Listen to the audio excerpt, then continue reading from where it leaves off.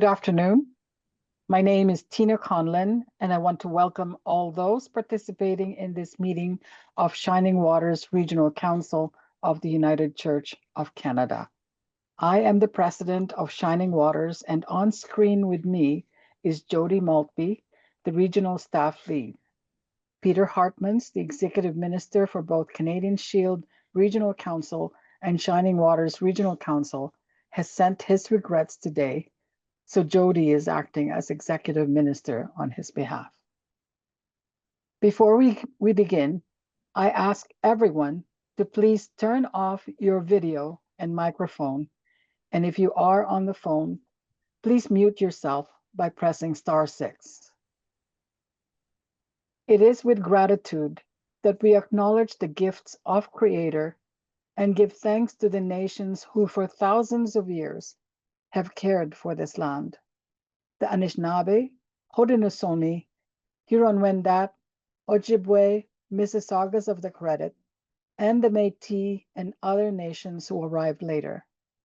Those of us in the region who are non-Indigenous honor and respect this land on which we are settlers. We give thanks to all life that the land supported before it and after settlers arrived.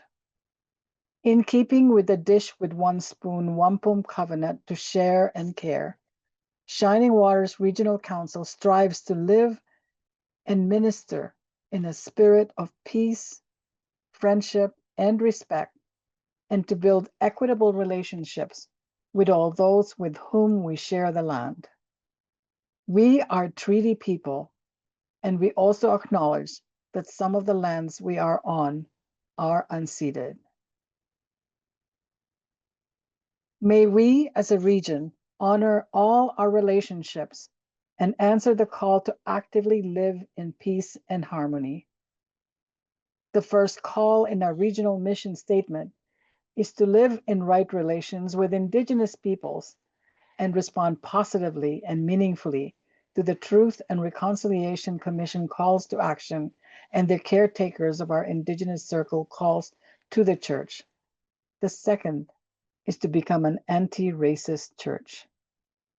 We strive to make this meeting and all gatherings of Shining Waters Regional Council safe and brave space for people of all abilities, any sexual orientation and gender identity, racialized persons, and all others who are marginalized and have been excluded and harmed by the church. We offer our gratitude to Wayne Moneg, who joins us to offer an opening ceremony and teaching as we begin our time together. Wayne is in ministry with the people of Christian Island United Church. We celebrate with Wayne his upcoming ordination on November 2. I invite Wayne to unmute yourself and turn on your video.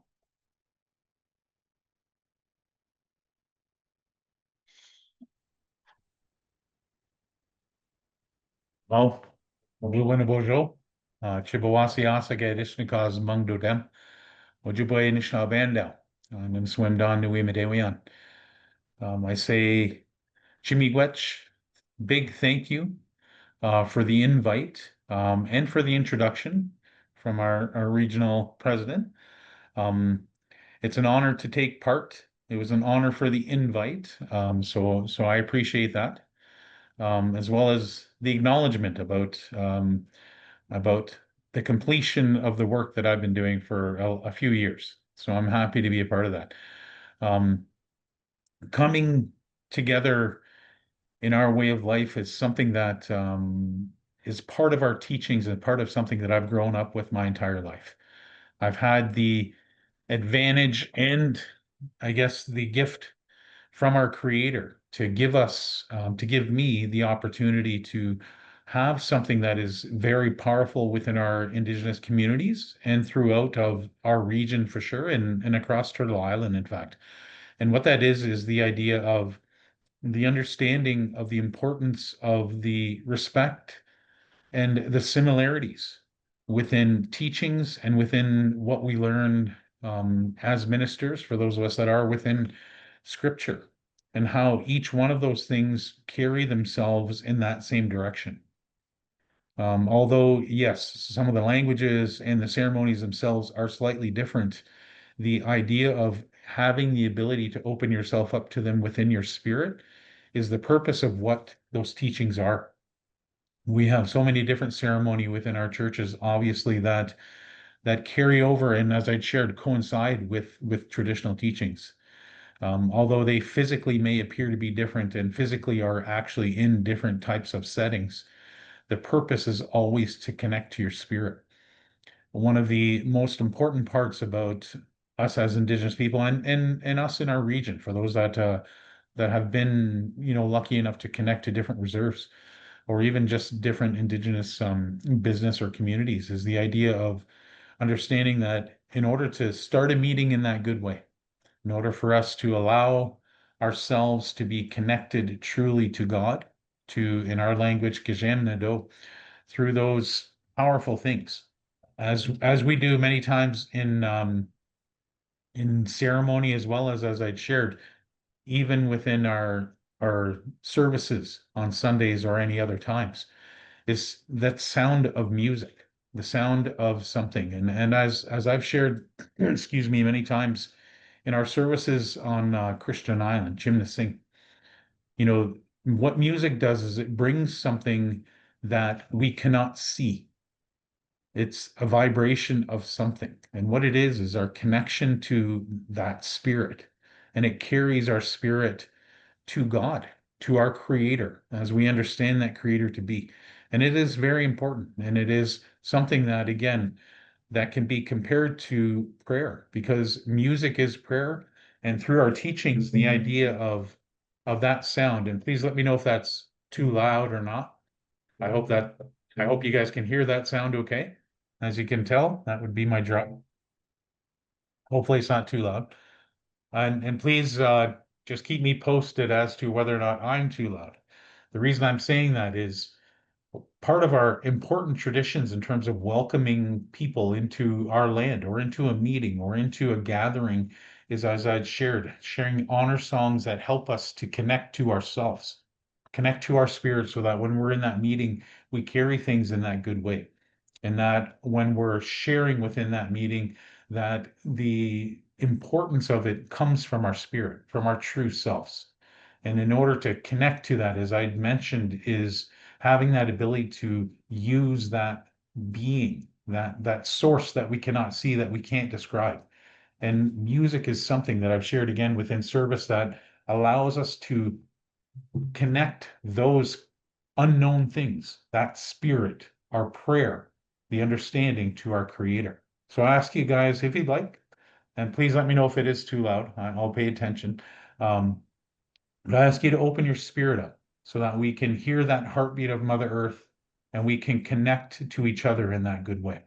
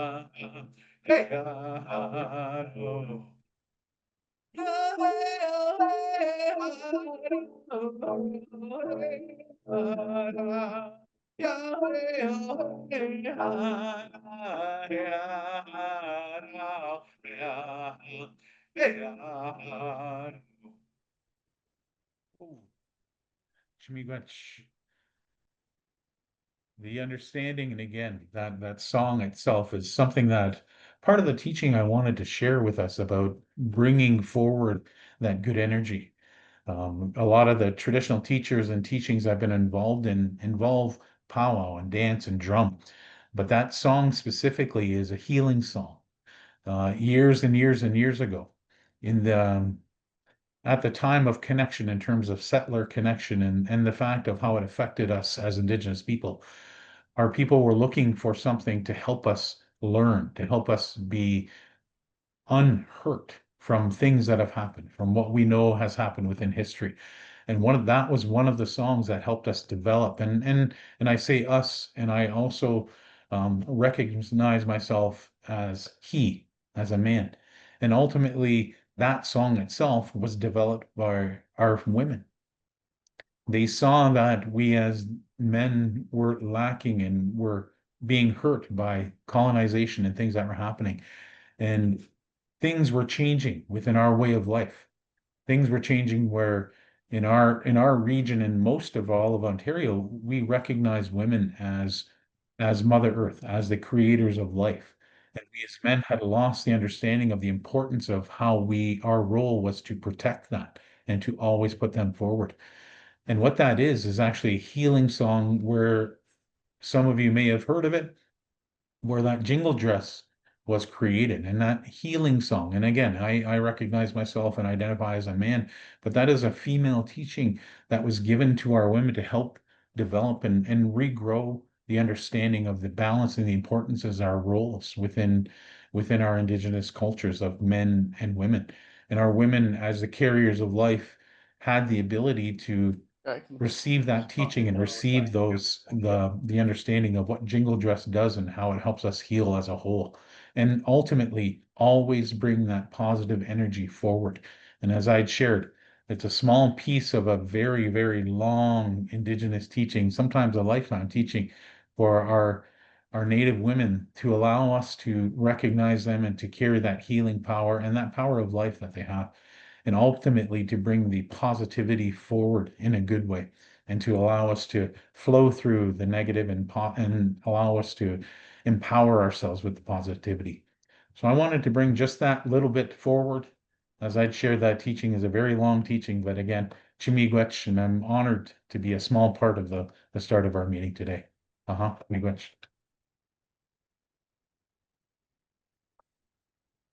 Timigwech, thank you, Wayne, for grounding our time together in sacred teaching.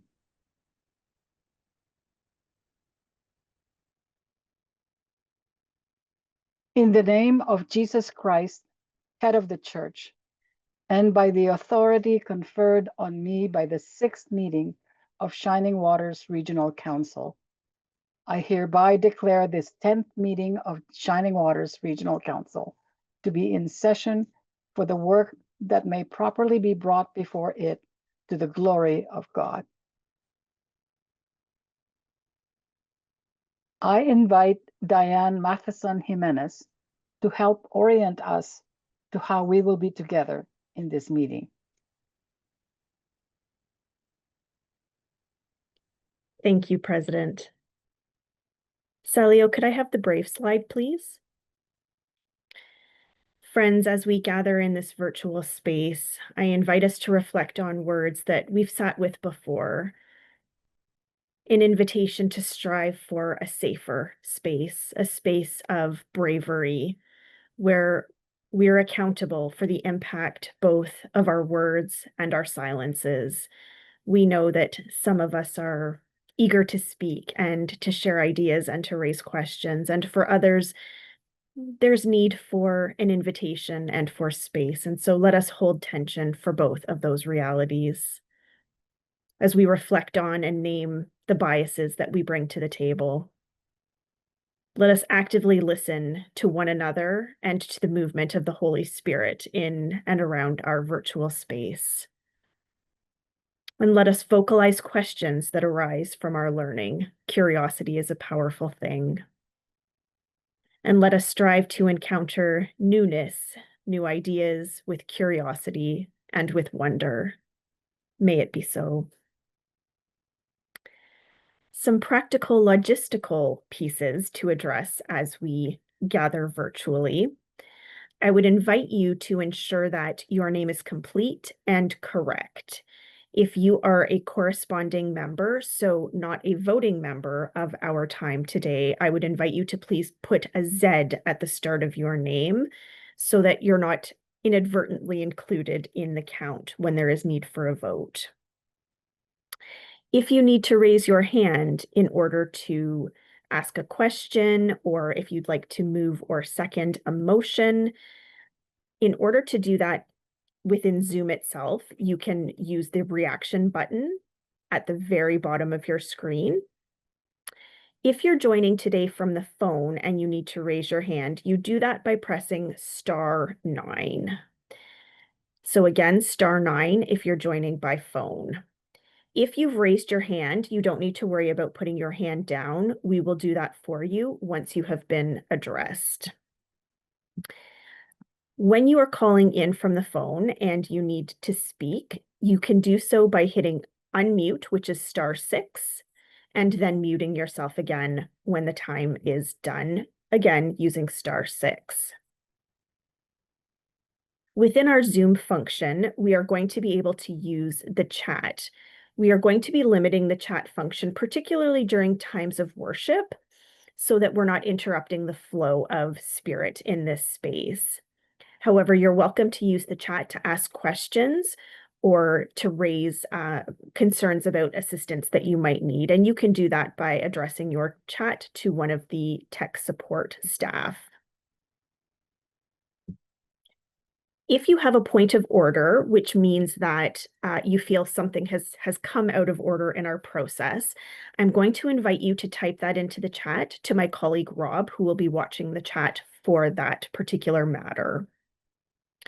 If you have tech issues, I would invite you to share that with my colleagues Donna or Andrea, whose names have tech support before them, so you know how to connect with them. When it is time to vote, President Tina will present a motion and invite questions.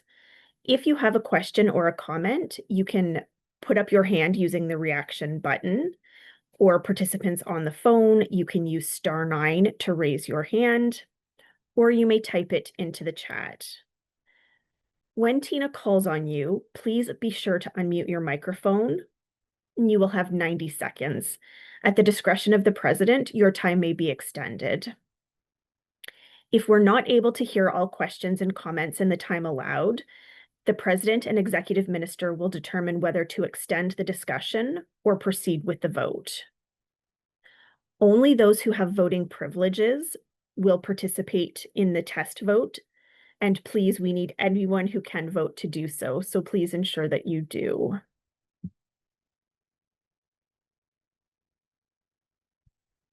And I will now hand it back to President Tina for the test vote.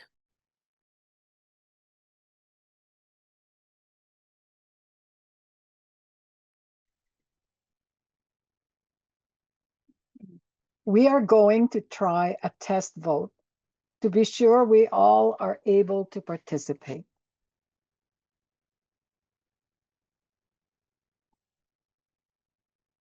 This year, we will be voting using polls. When it is time to vote, a poll would appear on your screen. Please choose yes, no, or abstain. If two people are sharing the same computer, one person can vote using the poll on your screen, and the other person can type their name and their vote in their chat to Rob. Only those who have voting privileges should do this test vote, please. And we need everyone who can vote to do so. If you are calling in by phone, and we will do your votes after the poll vote, we will be asked if you would like to vote yes, no, or abstain. When you are asked to vote, you will press *9 on your phone to raise your hand on the screen for either yes, no, or abstain. One final item. Some motions during the meeting will call for a seconder for a motion. I will ask for a seconder after I read the motion on the screen. So let's try this out. The test motion that we will consider is: it is moved by Jody Maltby and seconded by that fall is the prettiest season in the year. President, just to let you know, we don't have anyone on the phone at this time. Great, thank you. We need a seconder for the motion. If you would like to second this motion, please raise your virtual hand, not your real hand. We won't see you. Thank you. So I see Nenka Johnkind as the seconder.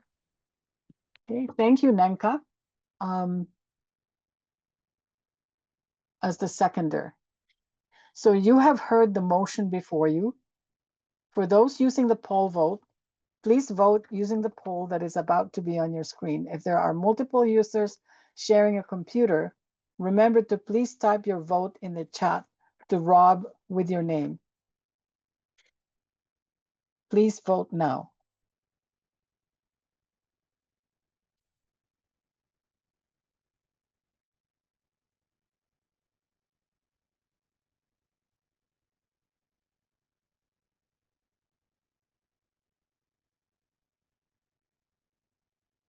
Have the votes been counted?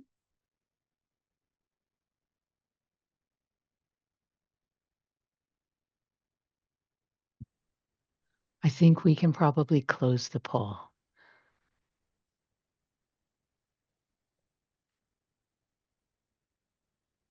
Unju, are the votes counted?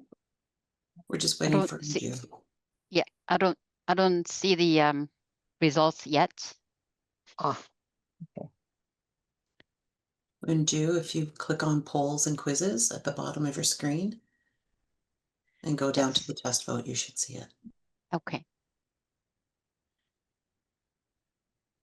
Those votes are counted.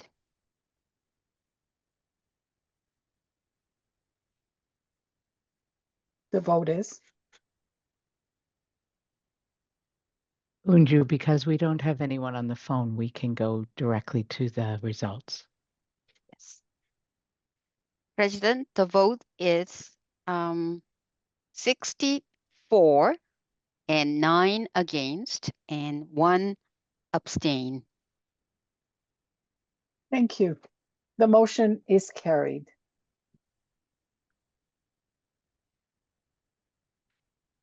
We will now consider our first official motion, which is the consent and procedural motions which form our consent agenda. They are found on our website at the link posted in the chat box. You have all had an opportunity to review the consent agenda prior to this meeting.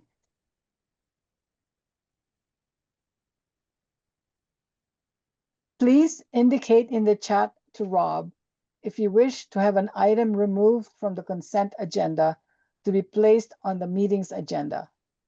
If any 5 voting members requests, an item is moved.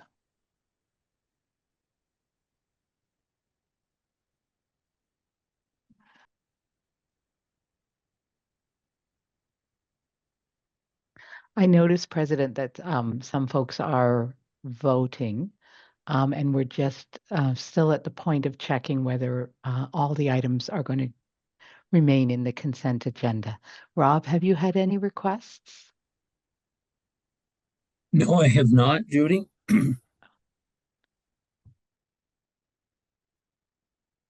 So I think you can proceed to the vote, President. So, no wish. So it is moved by Jody Maltby and seconded by, and we need a seconder, that the consent agenda be adopted. Do we have a seconder? We need a seconder for the motion. If you would like to second this motion, please raise your virtual hand. So Nenka has raised her hand for this motion. Thank you, Nenka. You have heard the motion before you. If at any time you have a point of order in lieu of a procedural microphone, we ask that you please raise your virtual hand and type point of order in the chat box to Rob, and we will address it. When the poll is launched, please vote using the poll that is on your screen. If there are multiple users sharing a computer, please type your vote in the chat to Rob. If you are voting by phone, we will complete your vote after the poll vote. Please vote now.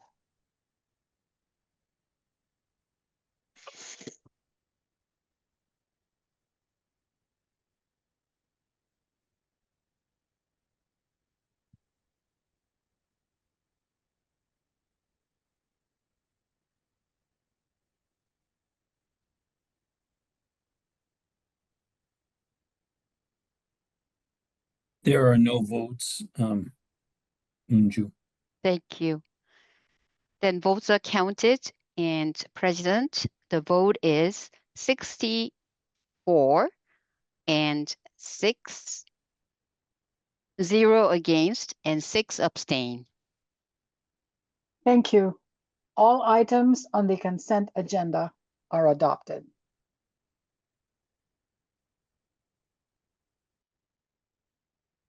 There are many folks who have helped to make this meeting a meaningful time of gathering, and we are grateful for their time and talent supporting our time together.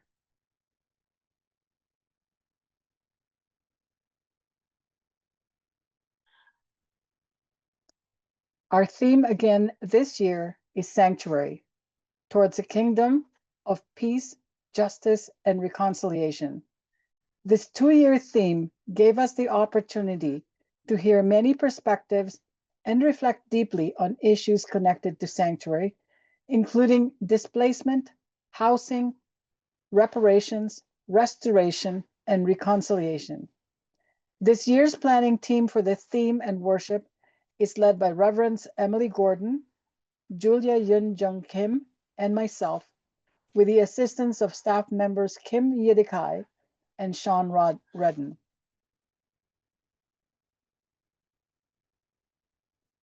I am pleased to introduce our chaplains for this meeting, Reverend Andrew Kunyong Lee and Reverend Brianne Swan.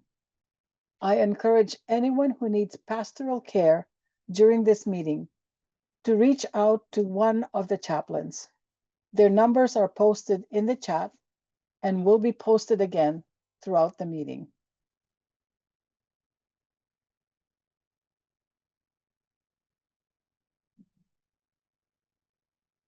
I am also pleased to introduce our parliamentarian, Beth Moore. Beth is a member of Birchcliff Bluffs United Church and a member of the Pastoral Relations Commission. And I am pleased to welcome Jennifer Henry as our General Counsel representative to this meeting.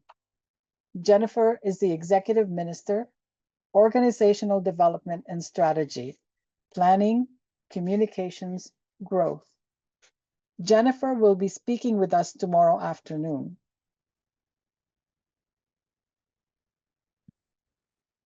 I want to offer thanks to the staff and volunteers at Jubilee United Church, Toronto, who are hosting the celebration of ministries service on Sunday, beginning at 3 p.m.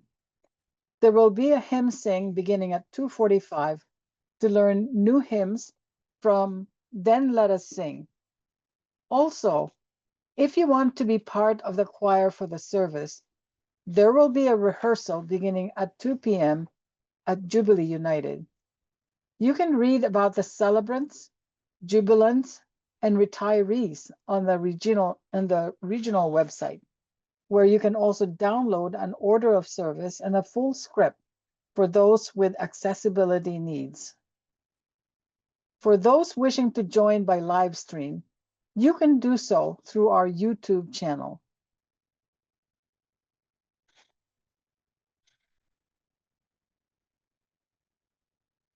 On screen now are pictures of the regional staff and general council staff who support the ministry that happens within Shining Waters Regional Council.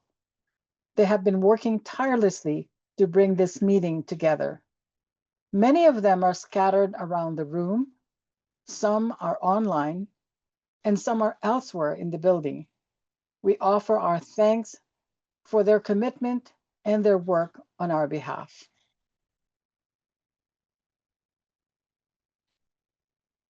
And now we begin our worship and theme time. And now we move into a time of worship and reflection on our theme, Sanctuary, towards a kingdom of peace, justice, and reconciliation, led by Emily Gordon, and with the speakers, myself, Sharia Kubti, and Christy Kumar Tangaraja. We also express gratitude to the many readers and musicians from across our region who are participating in our worship today.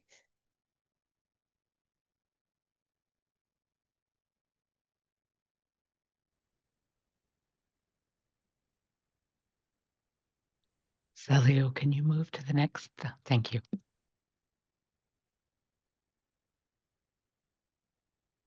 Surely God is in this place. Help me notice. Help us notice together.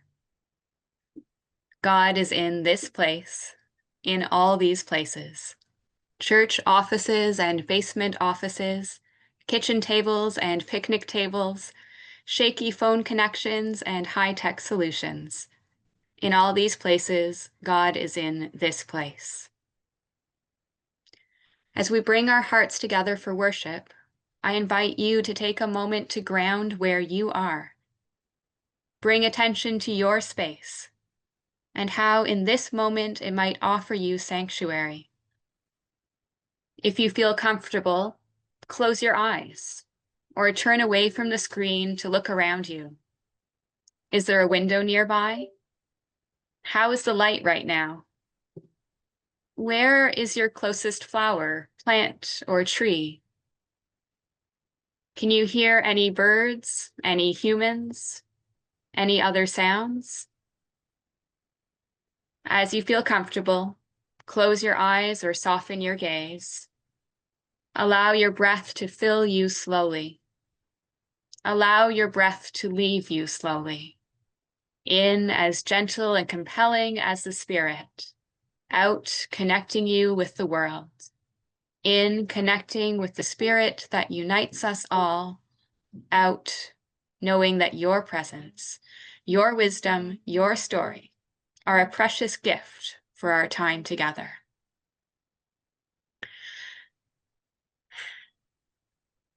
As we continue to breathe, we light the Christ candle, a reminder of God's presence. You might have a candle with you to light now.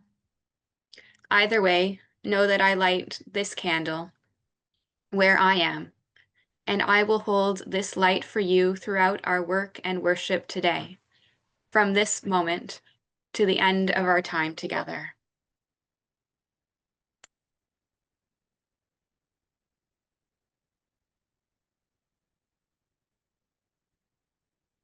This candle is a sign of God's presence, connecting us with one another. The divine light shines within you, within me, within everyone we will hear speak at today's meeting, within all people, within all creation. And so I say again, surely God is in this place. Help me notice. Help us notice together. I invite you to join me in prayer, speaking along with me where you are. Living God, we come together with words of commitment and hymns of praise.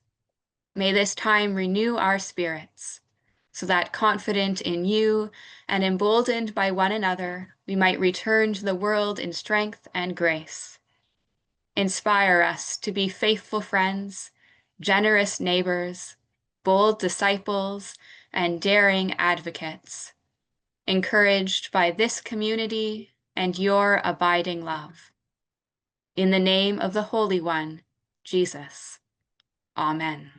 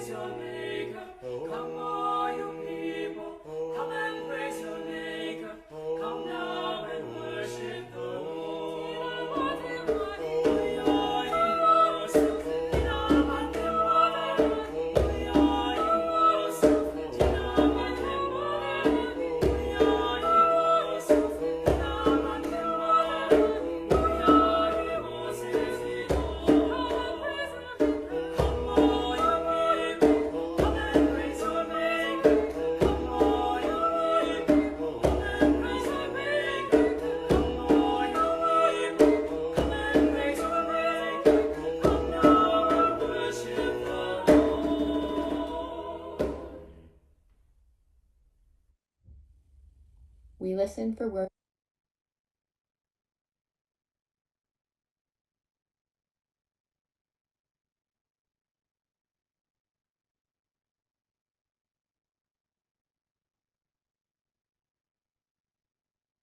of sanctuary and wisdom in 1 Kings 17.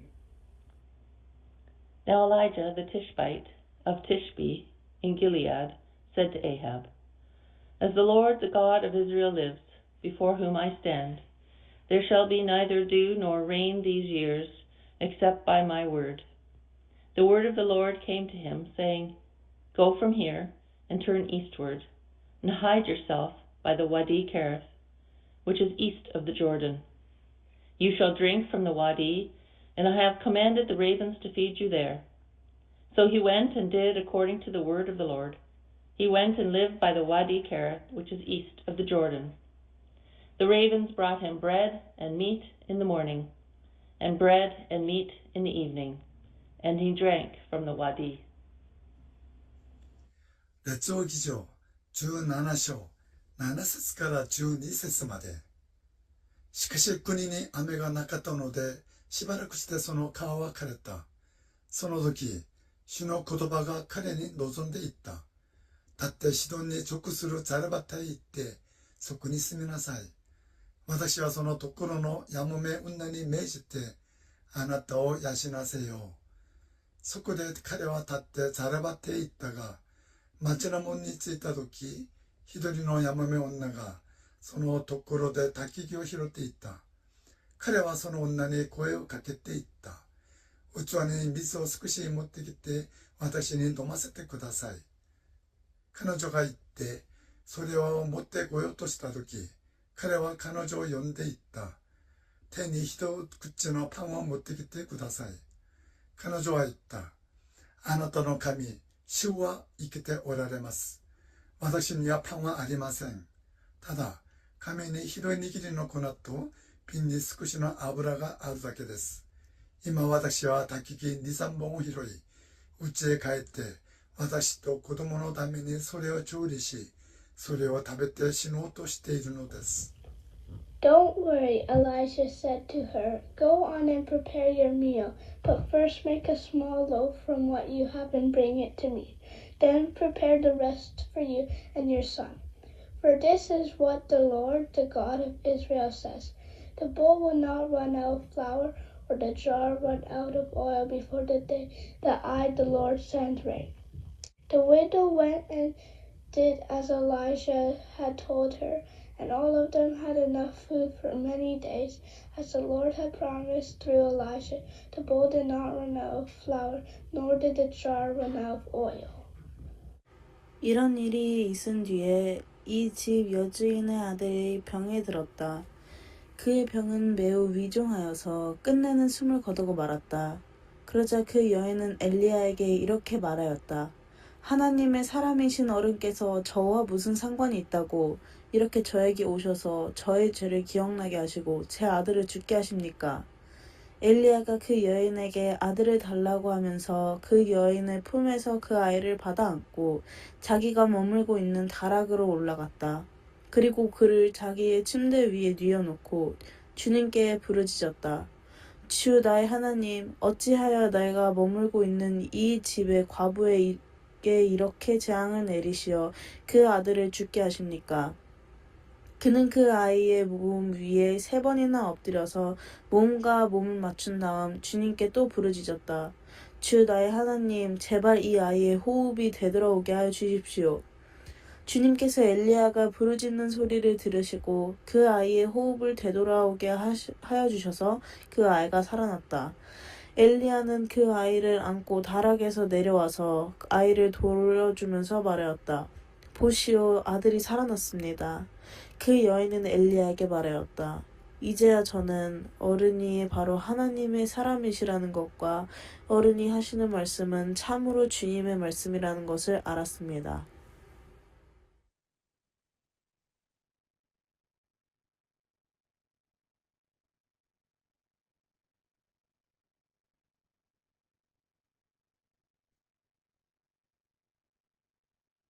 Although little is known about Elijah's family and precise geographic origins, it is established that he was from Gilead and referred to as a Tishbite.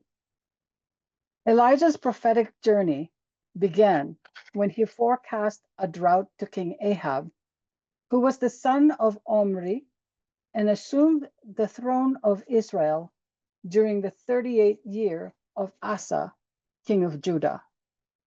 The Omri dynasty in northern Israel wielded considerable influence in international affairs from 876 to 842 BCE. This era finds resonance in our current times, marked by a Western alliance that similarly exerts substantial power on the global stage. Following his prediction of drought, Elijah was instructed by God to seek refuge beside the Wadi Sharif, where he drank from its waters and was sustained by ravens. Subsequently, Elijah was sent to Zarephath, where a widow was commanded to provide for him. Elijah's reliance on receiving sanctuary from those with no power, wealth, or status, those considered the poorest and most vulnerable, reveals a profound truth. True sanctuary is found among those often deemed unworthy. It is a call to value the dignity of those society overlooks. This message echoes in the parable of the Good Samaritan. The parable is not merely a directive to perform charitable acts as the Samaritan did. Rather, it encourages us to recognize the inherent worth of the Samaritan himself. By doing so, we are challenged to overcome prejudices against those considered unworthy and to embrace them as kin. This act of recognition is transformative. It is conversion. It is solidarity. Drought signifies the absence of rain dew, and crops. Yet God did not direct Elijah to the granaries overflowing with grain. During the famine foretold by Joseph in Egypt, grain was stored in such abundance that it was immeasurable. Yet this bounty was traded for money, for means of production, and ultimately for people's freedom. Through this extraction, dignity was lost and sanctuary faded from sight.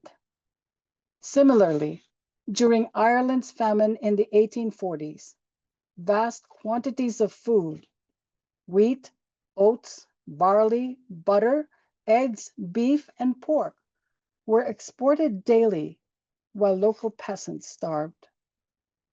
Today, parallels are seen as people in Gaza suffer hunger in a land of plenty, with humanitarian supplies blocked from entry. Under the prevailing systems of trade and commerce, abundance is denied and scarcity becomes the norm. The parable of the sower illustrates hope and resistance. Seeds are cast widely, regardless of where they land. The lesson is not in the method of planting, but in the unexpected abundance of the harvest, a yield of 100-fold. Each seed thrown is a gesture of hope in the face of adversity, affirming that hope itself is the cradle of revolution. Sanctuary, then, is the faith that God provides. The church campaigns us to urge world leaders to cancel unjust debts, establish fair mechanisms for resolution, and prevent recurring cycles of debt. Yet, nations accrue debt as foreign capital entices them to relinquish control over their land, allowing outsiders to extract minerals and resources. This process displaces local farmers, hunters, and fishers, whose labor then becomes another commodity for extraction. Some seek sanctuary as migrant farm workers, enduring long hours, harsh conditions, and physical hardship. Locally, displacement is evident as people are renovicted from their homes. Developers, as described by a young architect from the Davenport Community Land Trust, view housing merely as units in a spreadsheet. Profit supersedes the concept of home. On the Mount of Transfiguration, Moses and Elijah appeared with Jesus, prompting Peter, James, and John to offer to build dwellings or sanctuaries for them. Yet, God does not dwell in shrines constructed by human hands. The 1986 apology to Indigenous peoples acknowledged that Indigenous communities possessed a profound understanding of creation and mystery passed down by elders. This wisdom was not recognized by settler communities who, in their zeal to share the gospel, conflated Western culture with Christian thinking and imposed their civilization as a prerequisite for acceptance. The 1988 response from Indigenous peoples called for respect for their spiritual traditions, for the sacred fire, and for peaceful coexistence with all peoples. Ahab branded Elijah as the troublemaker, the troubler of Israel. But it was Ahab's land grabbing, taking Naboth's vineyard, that revealed his idolatry. Naboth's refusal to give up his ancestral inheritance highlighted the distinction. Under ancient tribal beliefs, land was not a commodity to be bought or sold, but a treasured legacy to be cared for. God is portrayed as the advocate for land as inheritance, while Baal, or idolatry, represents the reduction of land to a possession for trade. This theme mirrors the three temptations of Christ, where idolatry is the lure of wealth, prestige, and power. Sanctuary is found where we approach with awe, humility, and reverence, where we metaphorically remove our shoes and bow down before the Lord. In reflection, each person is invited to recognize themselves as a prophet, called to hold and honor the worth of those deemed unworthy, and to seek sanctuary not in a material abundance, but in dignity, hope, and solidarity. Thanks be to God.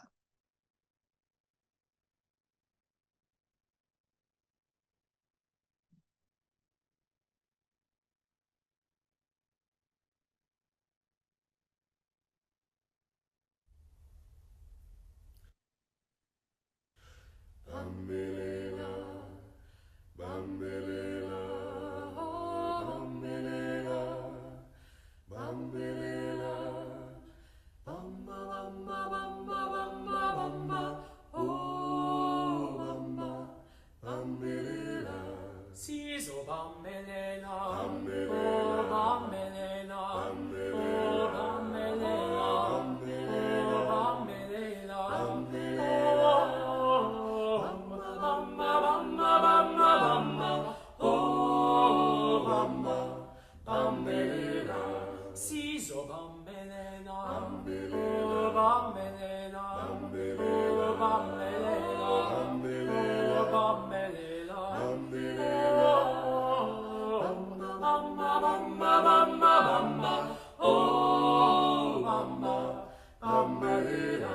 You must never give up. Oh, never give up.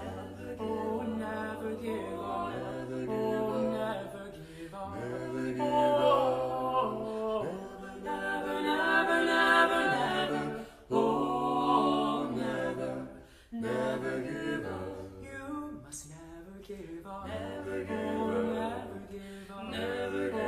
Never give up. Never give up. Never give up. Never give up. Never, never, never, never. Oh, never, never give up.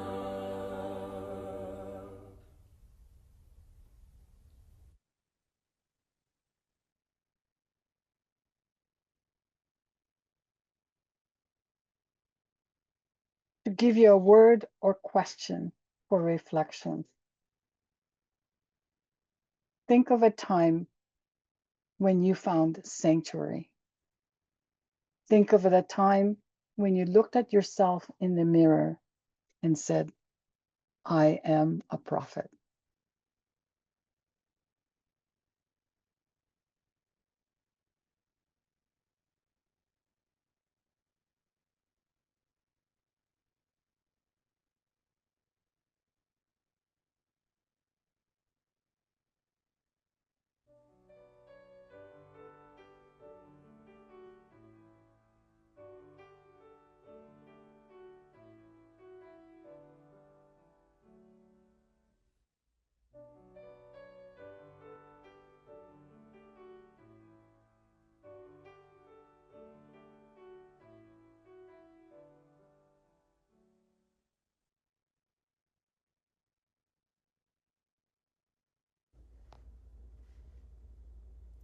O great source of love, we long to share your love with the world, but sometimes we forget that your love is for everyone, even for those who have wounded us. O God, forgive us when we forget. Ô Dieu créateur, bien que nous soyons bénis d'être des témoins de la beauté de ta création qui se déploie tout autour de nous, nous oublions parfois d'être des gardiens, fidèles de notre terre. Ô Seigneur, pardonne-nous nos oublis. Ô Eternal Spirit, We want to follow the way of Jesus, but sometimes we forget to pay attention to your presence, and our actions may not reflect our best selves. Oh God, forgive us when we forget. Prenons un moment de silence afin de revisiter ces moments où nous avons oublié.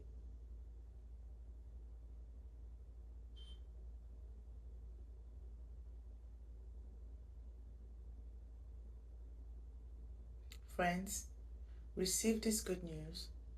The God who loved us into being loves us still and will always love us, even when we forget about God or God's creation. Par la grâce de Dieu, nous sommes aimés et pardonnés. Rendons grâce à Dieu. Amen.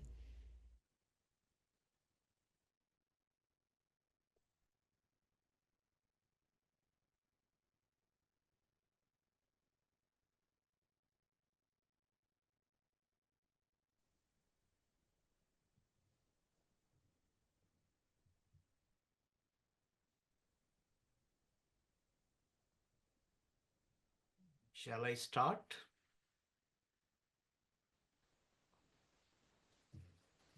Okay. First, I would like to express my sincere thanks for the organizing committee of Shining Waters to participate as a speaker in this conversation. I also consider this is a privilege for me. I have a limited time, so I will try to finish in my time. So the title, Sanctuary, Towards Kingdom of Peace, Justice, and Reconciliation, based on 1 Kings 17, 7 to 24. Dear friends, we live in a world that is thirsty for peace, for justice, for reconciliations. Nations rage, communities divide, hearts to grow cold. Yet in such times, God continued to raise sanctuaries, sacred spaces, and people through whom his kingdom breaks into a broken world. In 1 Kings 17, we meet such a sanctuary, not a temple made of stone, but Humble's widow's home in Zarephath. In a small act of faith and hospitality, God reveals what kingdoms looks like. A kingdom built on peace, justice, and reconciliation. My first point, sanctuary begins in desperation. The 1 Kings 17, 7 to 12. Prophet Elijah in a crisis. The brook has dried up and there is famine in the land. The widow also in crisis, gathering sticks for what she believes will be her last meal with her son. Yet God sent Elijah, not a palace, but to a poor widow in a foreign land. Why? Because God's sanctuary is not found in abundance but in obedience, not in wealth but in willingness. When everything dries up, the broke, the hope, the resources, God invites us to deeper sanctuary, a place where his presence meets our poverty. Peace begins, we stop starving to control life and that start trusting one who provides in droughts and deserts. When Elijah and widow obeyed in faith, they entered a sanctuary, a holy space of divine provision. Peace comes not from what we have, but from who we trust. I would like to apply this to our church in this time and our Tamil community living in Canada. Our church name shows who we are. We are predominantly Tamils from Sri Lanka. It's noteworthy that all our church members above 40 years were born and raised in Sri Lanka and later migrated to Canada. When conflicts, suspicions, distrust, discrimination, and oppression that arose between the majority and the minority communities living in Sri Lanka turned into a brutal civil war. A significant percentage of minority Tamil people living there migrated to several European countries and Canada to save their lives. I want to give brief introduction about our Tamil United Church. Our church was started in 2011 as a mission unit of United Church of Canada with about 15 Sri Lankan Tamils, and today there is about 80 members we have. I have serving as a minister in this church for the past 10 years.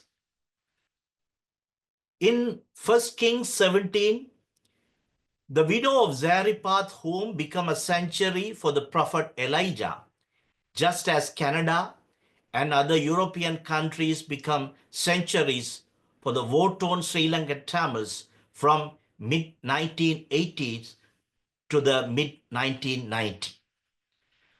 Some Sri Lankan Tamils who came to this country in early 90s have said that they were marginalized by racism in some places, but the government and the public helped them overcome it. They also noted some churches and social service agencies helped them reconcile with those who initially acted in a racist manner because they did not understand the language and the culture of the Sri Lankan Tamils. But we have encountered many difficulties. When we say difficulties, we mean financial crisis, especially work problem. If we take our church, many of our members are ordinary workers and retirees. Our offerings are not enough to meet our church other needs to pay the modest ministerial salary. Currently, United Church of Canada has become sanctuary for us, and now we are moving forward with hope and faith to become self-sufficient church. In 1 Kings 17, we see that when God led prophet Elijah to the house of widow Zarephath, the first thing he found was safety, and we found it in Canada, where Sri Lankan Tamils have sought refuge. The people can understand sanctuary in many ways, but for the Sri Lankan Tamils, we were in a civil war and we migrated to European countries and Canada. We have an idea of sanctuary means it's shelter and place for safety and someone who can care for us and giving equal dignity to others. So this kind of understand we have about the sanctuary. Elijah was thirsty and hungry, and that time we see that this physical need were met there as well. When we, as Sri Lankan Tamils, sought refuge in this country in a situation where we could not live in our own country, this country embraced us as a sanctuary that gave us refuge. It also gave us all privileges that people of this country have. The people of the country were also ready to share the privileges they enjoyed, citizens with us. My second thought, sanctuary practice justice. Justice in God's kingdom is not about taking the poor. It's about inviting into them God's abundance. It's not clarity follows one way, but community that shares life both ways. In God's economy, everyone matters. The poor widow is seen, the foreigner is included, the prophet is sustained. This act reflects justice of God's kingdom, where one who is invisible and where God provision is shared around the table. Our church is not a rich people's church. It's reality that we have many needs ourselves. But in the same time, there are people around us who need more than we do. In a way, we like this poor widow, but people come to us like Elijah, hungry and need. We are in a position to meet their needs. Therefore, the last 3 years, we have provided grocery items to the neediest families during the Christmas season within our resources. Also, the previous 3 years, we have been selecting housewives from underprivileged families in our Tamil community.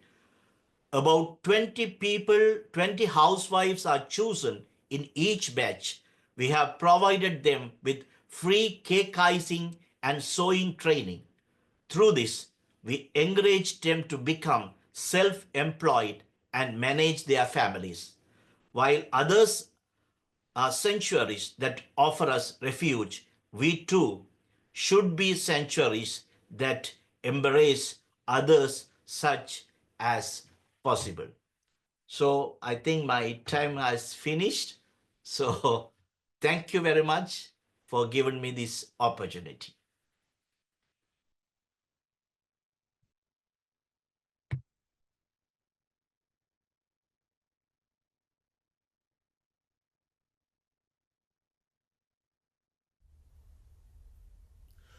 Bambelela, bambelela, bambelela, bambelela, bamba, bamba, bamba, bamba, bamba, oh bamba, bambelela.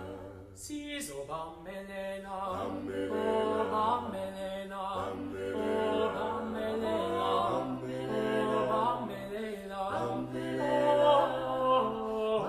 Bamba, bamba, bamba, bamba, oh bamba, bambelela, siso bambelela, oh bambelela, oh bambelela, oh bambelela, bamba, bamba, bamba, bamba, oh bamba, bambelela.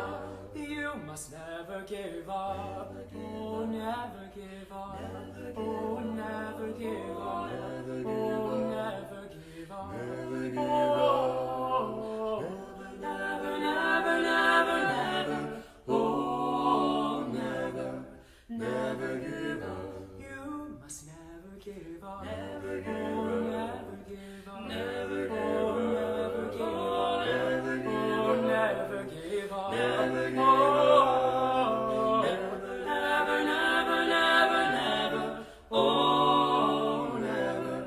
never give up.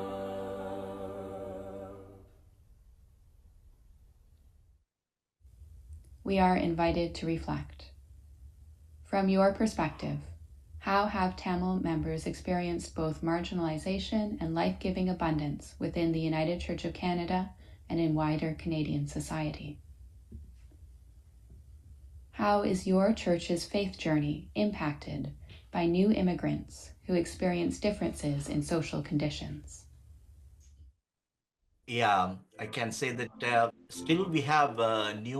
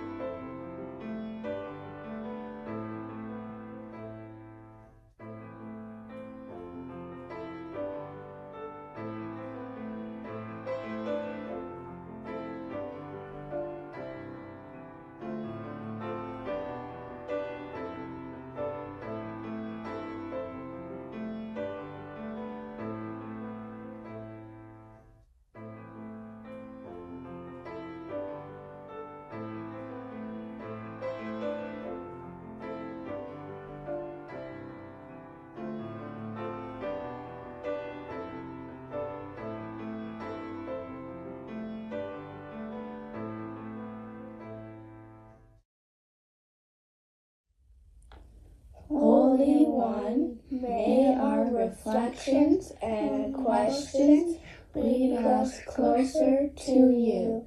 May we be attentive to how you create spaces of sanctuary in our lives, and enable us to create spaces of sanctuary for others. Amen. Hi, my name is Shadia and my pronouns are she and her. Thank you for inviting me into this sacred conversation on sanctuary. As Tina shared the story of Elijah, of how after speaking truth to power, he fled to the Wadi, where ravens brought him bread and meat. And I was struck by how creation itself became Elijah's sanctuary. In indigenous traditions of this land, the raven is known as a transformer, a keeper of secret, a bearer of messages from the creator. Ravens are culture heroes and teachers, mischievous yet essential to survival, connecting us to the sacred through unexpected means. In Elijah's story, it wasn't just the ravens, it was the wadi's water, the stone that sheltered him, the created world itself conspiring to keep the prophet alive while he hid from those who sought his life. Creation cared for the one who spoke truth. But then the wadi dried up, the very drought Elijah proclaimed. Manta's judgment against the king's injustice eventually consumed even his place of sanctuary. And this resonates painfully with the reality in Gaza today. While Elijah proclaimed drought, in Gaza we witness something far more deliberate: drought as a weapon, starvation as policy. Just in August, the UN's Integrated Food Security Phase Classification officially confirmed famine in Gaza, the first time famine has been declared in the Middle East region. And UN Secretary General Antonio Guterres stated, famine is not about food. It's the deliberate collapse of the systems needed for human survival. Water is systematically denied, food is blocked. So the question, where do Palestinians find sanctuary when even water, the most basic element of life, is weaponized against us? So when the Wadi in Elijah's story dried up, God sent him to Zarifat in Sidon, Lebanon today, the homeland of Queen Jezebel, enemy territory. And there he met a widow with only a handful of flour and very little oil, preparing what she believed would be her last meal with her son before they died. A handful of oil, a handful of flour, little oil. And this echoes across centuries to today. And I want to share with you about how one person is responding to the crises in Gaza today. Let me just share my screen with you. There will be some audio playing. Initially, it'll be in Arabic, but the English will come. إذا عندكم فحمة وشوية عدس واسلقوه عشان نعمل منه كباب. Chef Nazmeen Nasser is a viral phenomenon, teaching people inside Gaza how to make creative recipes with the scarce ingredients available. I think more or less like an engineer rather than a chef. I speak to the people in Gaza directly because I want the insights. I want to respond directly to their reality and not just offer generic ideas. It's very popular in the vegan diet. It's seitan chicken made from flour and water. And you add whatever spices that you want to mask the flavor of chicken itself. And honestly, I don't know what type of flours they have in hand. So what I do is I perform a test kitchen that takes several days, and I get like the cheapest type of flour in cost. And why I do this is because I find it extremely sensitive to make them waste the only resources they have. If we see a couple of videos of people that are lucky enough to have a cup or two of flour and a bit of baking soda and a bit of rice, it doesn't mean that there's no famine. Even in famine, they gather around the smallest meals, turning survival into an act of resilience. Let's be very honest. They're sick of alternatives. They don't want alternatives or substitute to chicken or meat. They want chicken and they want meat and they want eggs. But this should not be happening in the 21st century. Famine is not natural. It's man-made and it's being used as a weapon of war. What I want the world to remember is that Gaza's families are not statistics. They're not numbers. They're mothers, their fathers, and their children who deserve dignity. Gazans just want to survive. They want to live. Gazans don't want to just survive. They want to live. It's very powerful. And like the widow of Zarifat, Chef Yasmin here takes what little there is and transforms it into sustenance, into hope, into survival. She becomes sanctuary through creativity and solidarity. And people in Gaza have tried her recipes, and the comments flood with gratitude. So I ask again, where do Palestinians find sanctuary? In the biblical story, Elijah found sanctuary with a widow, one of the most vulnerable people in ancient society. God deliberately sent him to someone who was herself hurt by the drought he proclaimed, someone who had every reason to turn him away. And today I see Palestinians finding sanctuary not in the halls of power and not in the institutions that claim to protect human rights, but among those who themselves know injustice. In queer communities who understand what it means to have your existence denied, your love criminalized, your safety threatened. Among Indigenous peoples in Canada and worldwide, especially in Global South, who recognize the violence of displacement, the theft of land, the erasure of memory and culture, with human rights defenders in the Philippines and elsewhere who risk everything to speak truth to power, in marginalized communities across the globe who have experienced oppression and therefore recognize it when they see it. The most vulnerable become hosts. Those who have faced injustice become sanctuaries for others facing injustice. Like the widow with her handful of flour, they share what little they have, not material resources necessarily, but solidarity, witness, recognition, and refusal to look away. At Zarifat, Elijah and the widow's fates become intrinsically connected. Both depend on each other for survival. This is the truth of sanctuary. It is never one directional. The refugee and the host need each other. The vulnerable care for each other. So true sanctuary, the kingdom of peace, justice, and reconciliation we all long for, is not built by the powerful offering charity to the powerless.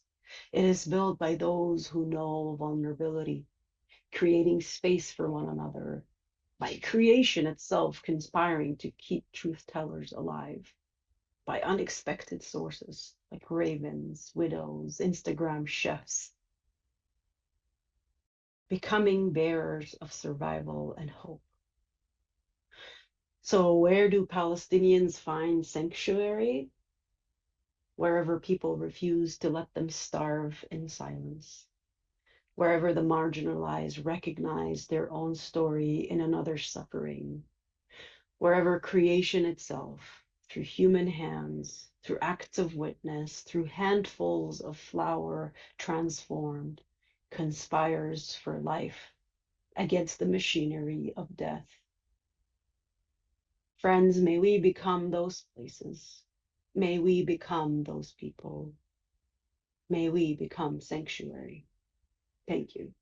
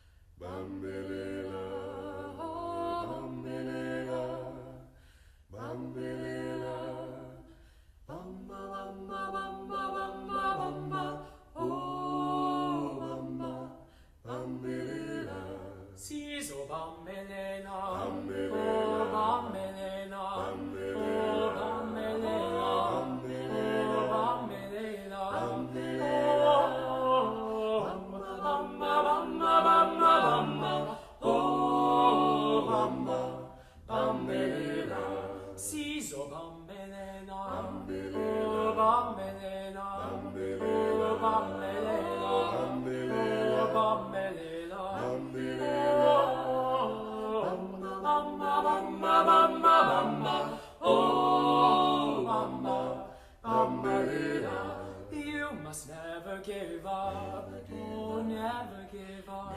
Oh, never give up. Oh, never give up. Oh, never, never, never, never. Oh, never, never give up. You must never give up. Never give up. Never give up. Never give up. Never give up. Never give up. Never give up. Never give up. Never, never, never, never. Oh, never, never give up.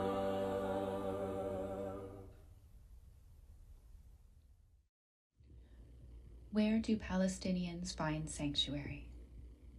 We are invited to choose a word or phrase to reflect on. Raven, drought, creativity, solidarity. The most vulnerable become hosts.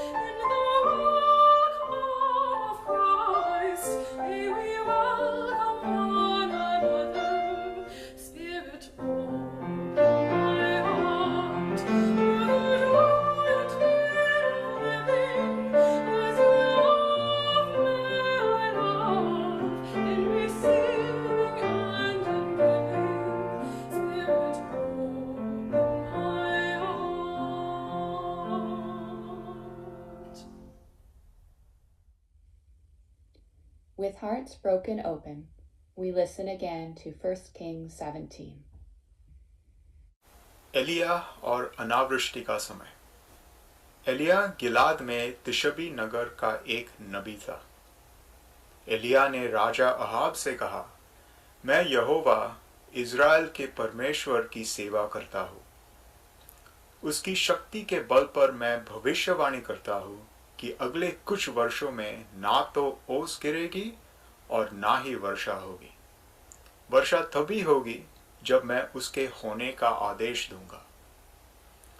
तब यहोवा ने एलिया से कहा, इस स्थान को छोड़ दो और पूर्व की ओर चले जाओ। करीत नाले के पास छिप जाओ। यह नाला यरदन नदी के पूर्व में है। तुम नाले से पानी पी सकते हो। मैंने कौवों को आदेश दिया है कि वे तुमको उस स्थान पर भोजन पहुंचाएंगे। अतः एलिया ने वही किया जो यहोवा ने करने को कहा। वह यरदन नदी के पूर्व करीत नाले के समीप रहने चला गया। हर एक प्रातः और संध्या को कौवे एलिया के लिए भोजन लाते थे। एलिया नाले से पानी पीता था। 그런데 그 땅에 비가 내리지 않으므로 얼마 있지 않아서 시냇물까지 말라버렸다. 주님께서 엘리야에게 말씀하셨다. 이제 너는 시돈에 있는 사르밧으로 가서 거기에서 지내도록 하여라. 내가 그 곳에 있는 한 과부에게 명하여서 내게 먹을 것을 주도록 일러두었다. 엘리야는 곧 일어나서 사르밧으로 갔다. 그가 성문 안으로 들어설 때에 마침 한 과부가 땔감을 줍고 있었다. 엘리야가 그 여인을 불러서 말하였다. 마실 물을 한 그릇만 좀 떠다 주십시오. 그 여인이 물을 가지러 가려고 하니 엘리야가 다시 여인을 불러서 말하였다. 먹을 것도 조금 가져다 주시면 좋겠습니다. 그 여인이 말하였다. 어른께서 섬기시는 주 하나님께서 살아계심을 두고 맹세합니다. 저에게는 빵 한 조각도 없습니다. 다만 뒤주에 밀가루가 한 줌 정도, 그리고 병에 기름이 몇 방울 남아있을 뿐입니다. 보시다시피 저는 지금 땔감을 줍고 있습니다. 이것을 가지고 가서 저와 제 아들이 죽기 전에 마지막으로 남아있는 것을 모두 먹으려고 합니다.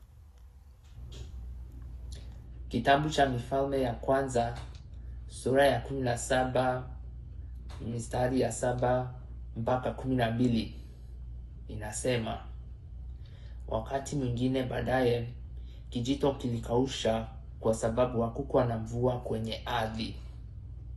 Halafu neno la Mungu likamjia yeye likisema, enda kwa Sarepta katika eneo la Sidoni na ukae huko. Nimeagiza mjane huyo akusambaze na chakula. Kwa hivyo alienda kwenye Sarepta. Aliporudi kwenye lango kuu, mjane huyo alikuwa akipanga vijiti. Alimuita naye kumuuliza, je, utaniletea maji kidogo kwa mkebe ili niyanywe? Alipokuwa akienda, akamuita tena, na tafadhali uniletee mkate mmoja. Hakika kama Bwana Mungu anaishi, akajibu, sina mkate wowote, lakini niko na kikundi kimoja cha unga kwenye mkate na mafuta ya zeituni kwenye jagi. Ninakusanya vijiti chache kuipeleka nyumbani na kutengeneza mlo mwenyewe na mwana wangu, vile tunaweza kuyala na kufa. Elijah said to her, do not be afraid. Go and do as you have said. But first, make me a little cake of it and bring it to me. And afterward make something for yourself and your son. For thus says the Lord, the God of Israel, the jar of meal will not be emptied, and the jug of oil will not fail until the day that the Lord sends rain on the earth. She went and did as Elijah said, so that she, as well as he and her household, ate for many days. The jar of meal was not emptied, neither did the jug of oil fail, according to the word of the Lord that he spoke by Elijah. Unang Hari, Kapitulo 17, versikulo 17 hanggang 24. Pagkaraan ng ilang araw, nagkasakit ang anak ng byuda na may-ari ng bahay. Naging malala ang sakit ng bata hanggang sa namatay ito. Sabi ng byuda kay Elijah, "Inaano ba kita, prophet ng Diyos? Dumating ka ba dito para ipaalala ang mga kasalanan ko at patayin ang anak ko?" Sabi ni Elijah sa kanya, "Ibigay mo sa akin ang anak mo." Kinuha ni Elijah ang bata mula sa nanay nito at dinala sa kwarto sa taas kung saan siya nag-i-stay. Hiniga niya ang bata sa kama niya. Nag-pray siya ng malakas kay Lord. "O Lord na aking Diyos, bakit mo dinagdagan ang paghihirap ng byuda kung kanino ako nakikituloy at pinatay mo ang anak niya?" 3 beses siyang dumapa sa bata at nag-pray ng malakas kay Lord. "O Lord na aking Diyos, ibalik mo please ang buhay ng batang ito." At dininig ni Lord ang prayer ni Elijah. Bumalik ang hininga ng bata at nabuhay ulit. Kinarga ni Elijah ang bata at binaba galing sa kwarto sa taas. Hinatid niya ang bata sa nanay nito at sinabi, "Heto ang anak mo, buhay siya." At sabi ng babae kay Elijah, "Walang dudang prophet ka nga ng Diyos, at mga salita ni Lord ang sinasabi mo." As we move from this time of shared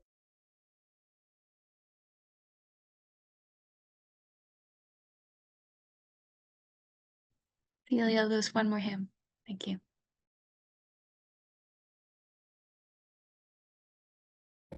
worship and reflection into the discussion, reflection, and discernment during the rest of our regional meeting today, may we allow these songs and sacred stories to rest in minds and souls. May we find and create sanctuary with one another, so that we might be renewed in our work of allowing this church to become places of sanctuary for others. The Christ candle continues to shine. May our hearts continue to be open to its light and love.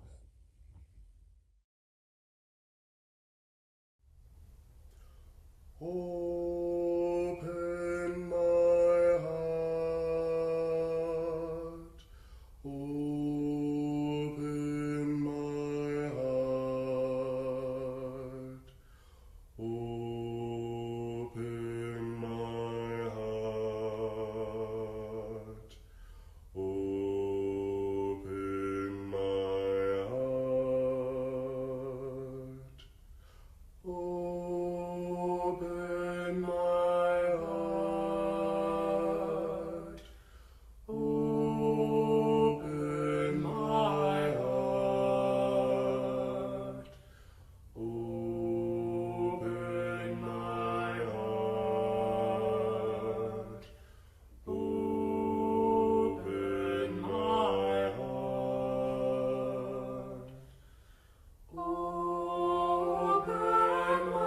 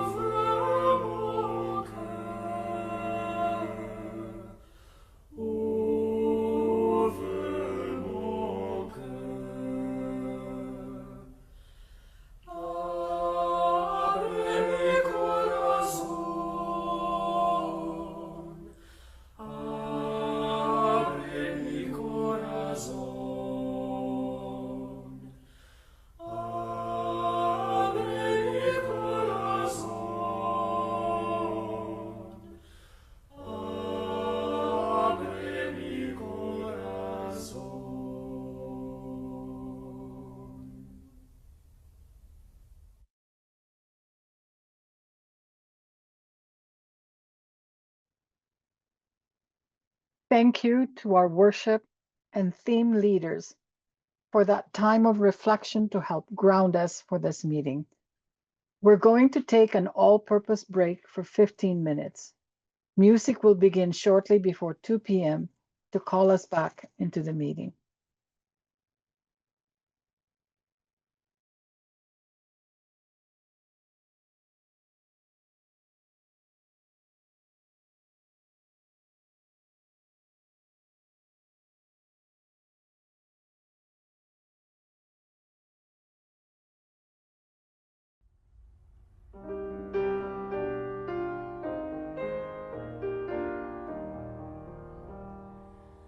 Teach me, God, to wonder. Teach me, God, to see. Let your world of beauty capture me. Praise to you be given, love for you be lived. Life is celebrated, joy you give. Let me, God, be open, let me loving be. Let your world of people speak to me. Praise to you be given, love for you be lived. Life we celebrate, and joy you give. Let me, God, be ready. Let me be awake. In your world of loving, my days take. Praise to you be given, love for you be lived.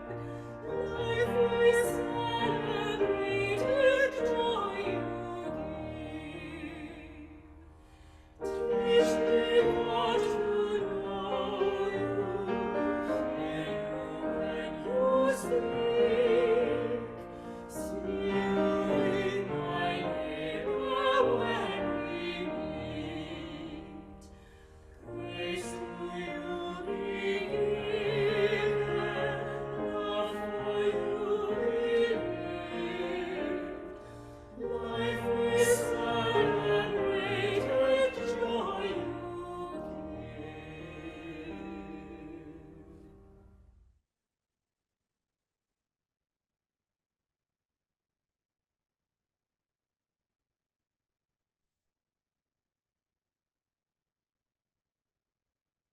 At the 45th meeting of the General Council held in Calgary and online this summer, we celebrated the term of our past moderator, the Very Reverend Dr. Carmen Lansdowne, and welcomed our new moderator, the Right Reverend Dr. Kimberly Heath. We'll hear a few words from the Reverend Dr. Heath now.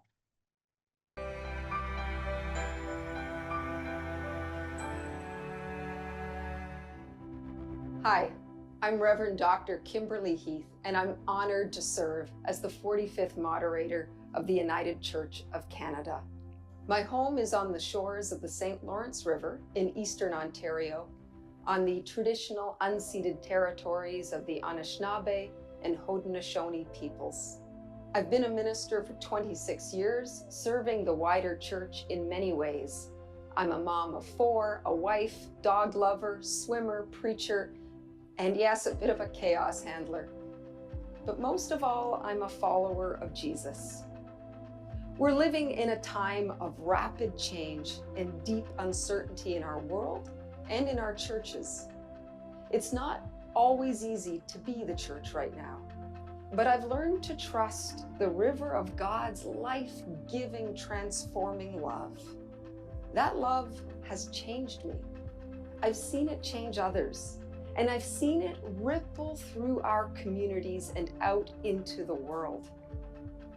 In this changing world, we need spiritual depth a rooted faith that nourishes the soul and grounds us in compassion, justice, and peace. As moderator, I don't promise to solve every problem, but I do promise to be deeply rooted in faith, bold in following Jesus, and daring in standing with courage in places of injustice. Together, let's live into our vision of deep spirituality, bold discipleship, and daring justice. I'm so grateful to be on this journey with you.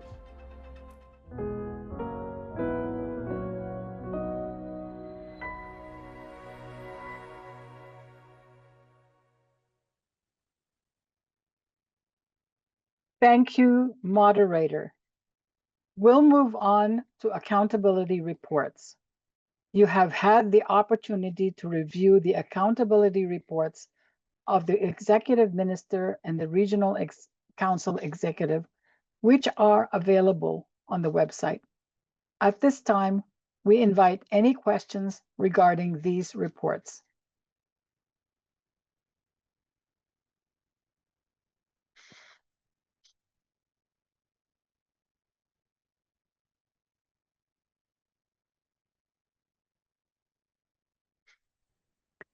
If there are any questions, you can either post them in the chat or you can raise your virtual hand.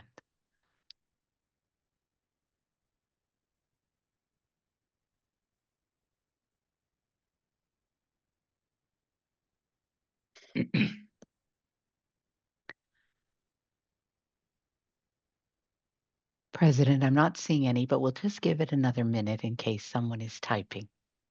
Yes.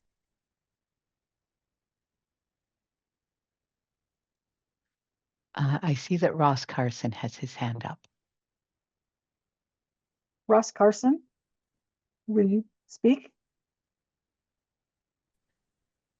Hello, Reverend Tina and all. I'm not sure if this question is in order, so I'll ask if it's okay to ask a question to Reverend Andrew Park. Is it related to the accountability reports? Well, it's related to attendance at an event at Five Oaks that the Shining Waters Regional Council was subsidizing. And I think Reverend Andrew Park had was promoting that subsidy. So I was just going to ask how it turned out. There was how the event turned out? Well, if the subsidy for allowing people to attend the Five Oaks event succeeded, if the numbers warranted if that strategy succeeded. That's what I thought I'd ask. Unju, are you able to answer that question? Yes. Oh, hi. Hi. Yes, we set aside a fund to subsidize folks who can attend the clergy retreat.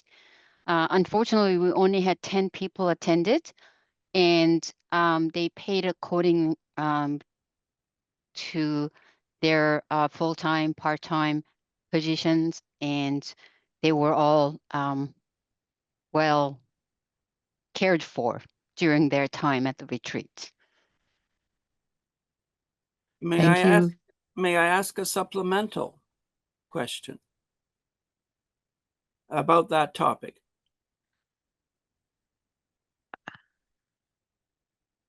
Ross, we're really focusing on the accountability reports now. So, Fair enough, and we Jody. do have a hand up. So I'm going to encourage you and Unju to have this conversation separately. Thank you. Thank you. That's understandable, Jody. Thank you. Thanks. Tina, Victoria Stewart has her hand up. Victoria, will you speak? Good afternoon. I believe there is a report from Emmanuel College under all the accountability reports. There is a report from Emmanuel College. I am on the board of Victoria University as a United Church representative, and I attended its board meeting, which was yesterday, and there is very wonderful, significant news that would not be caught in their report that I would like to share with Shining Waters Regional Council. It was only announced on October 21st, and it went out over the airwaves yesterday.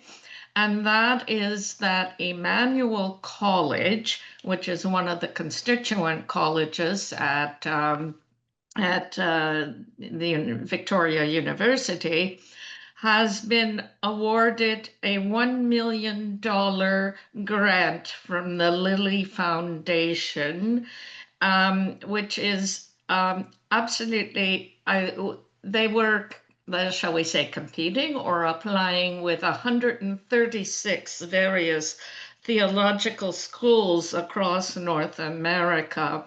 The $1 million award is in two parts. One part is to immediately go into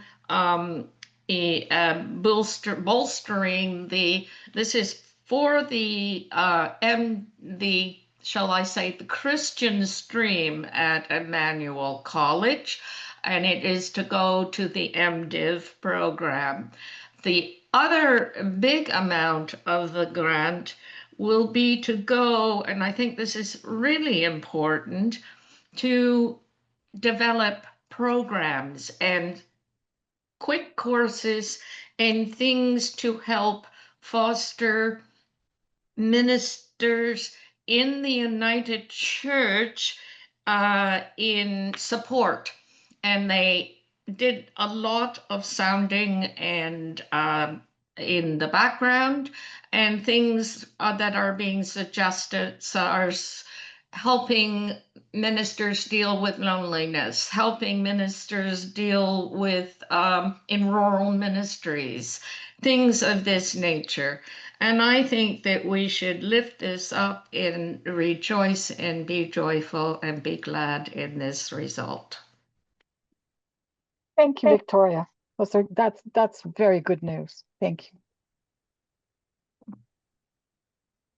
Are there any other comments or raised? No.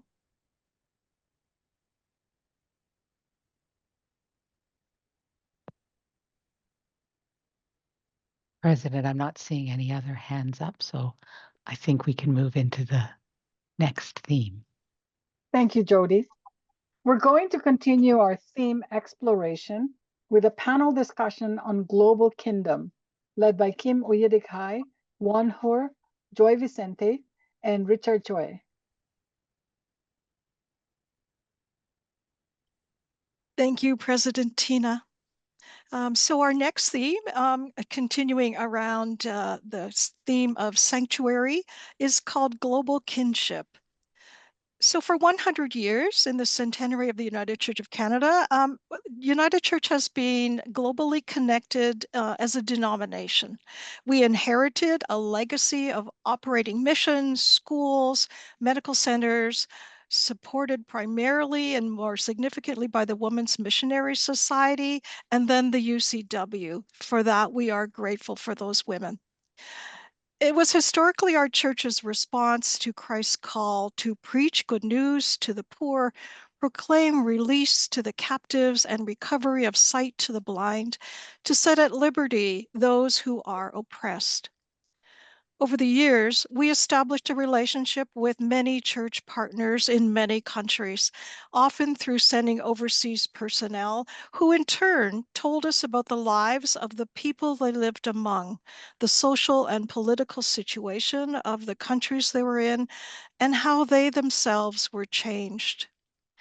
So for you, as regional council members, consider how many countries you have lived in, vacationed in, read about, saw in movies. Which of these do you feel a heart connection, a kinship, and why? Consider how you have been changed because of these connections. I can speak personally that the countries that I've connected with warm my heart when I hear about them in the news. Shining Waters Regional Council, as a region in the United Church of Canada, has many global connections that have changed us as a denomination, as individuals, and nurtured our kinship. From Toronto Conference, we have a long-standing relationship with Seoul Presbytery of the PROK, and today we welcome 3 stories and 3 storytellers from the Philippines, from the Presbyterian Church in the Republic of Korea, PROK for short, and Canada.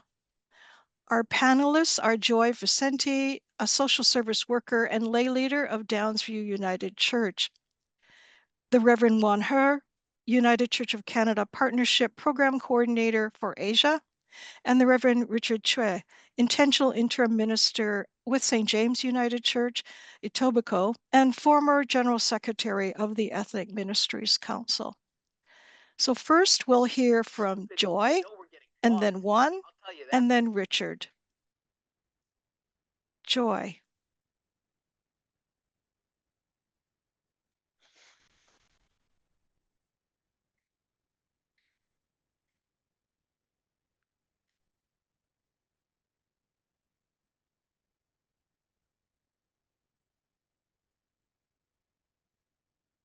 Joy, please unmute and turn on your video.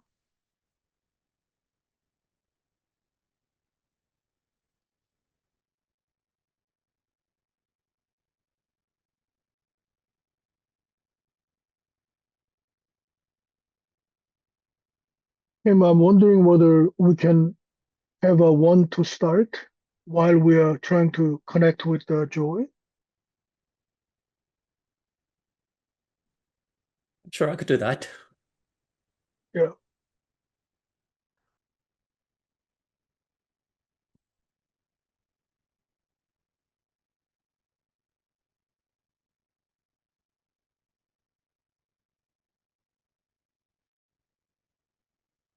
Thank you very much, Kim, for allowing me this space to speak about the United Church of Canada's partnership in Asia, particularly the Philippines and South Korea.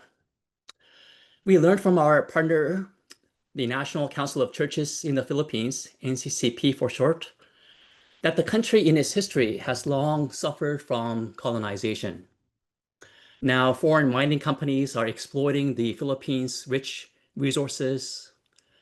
The US and its allies, including Canada, are using the Philippines as a military base to contain China. Furthermore, the elite families who controlled industries and politics are also exploiting their own people. They are corrupt and incompetent.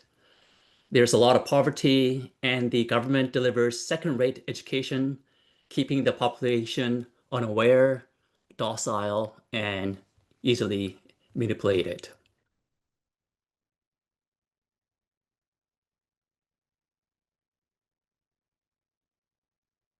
Particularly affected are the indigenous peoples. We have a partnership with the Cordillera Peoples Alliance, CPA, which is an umbrella indigenous organization in northern Philippines. They work to protect their land from foreign mining companies, construction of dams, and they work towards indigenous rights. For their resistance, the Philippines military comes and drops bombs on farmlands and villages. Those who resist the government, indigenous leaders, human rights defenders, environmentalists, journalists, clergy, they are red tagged, meaning they are designated as communists and terrorists.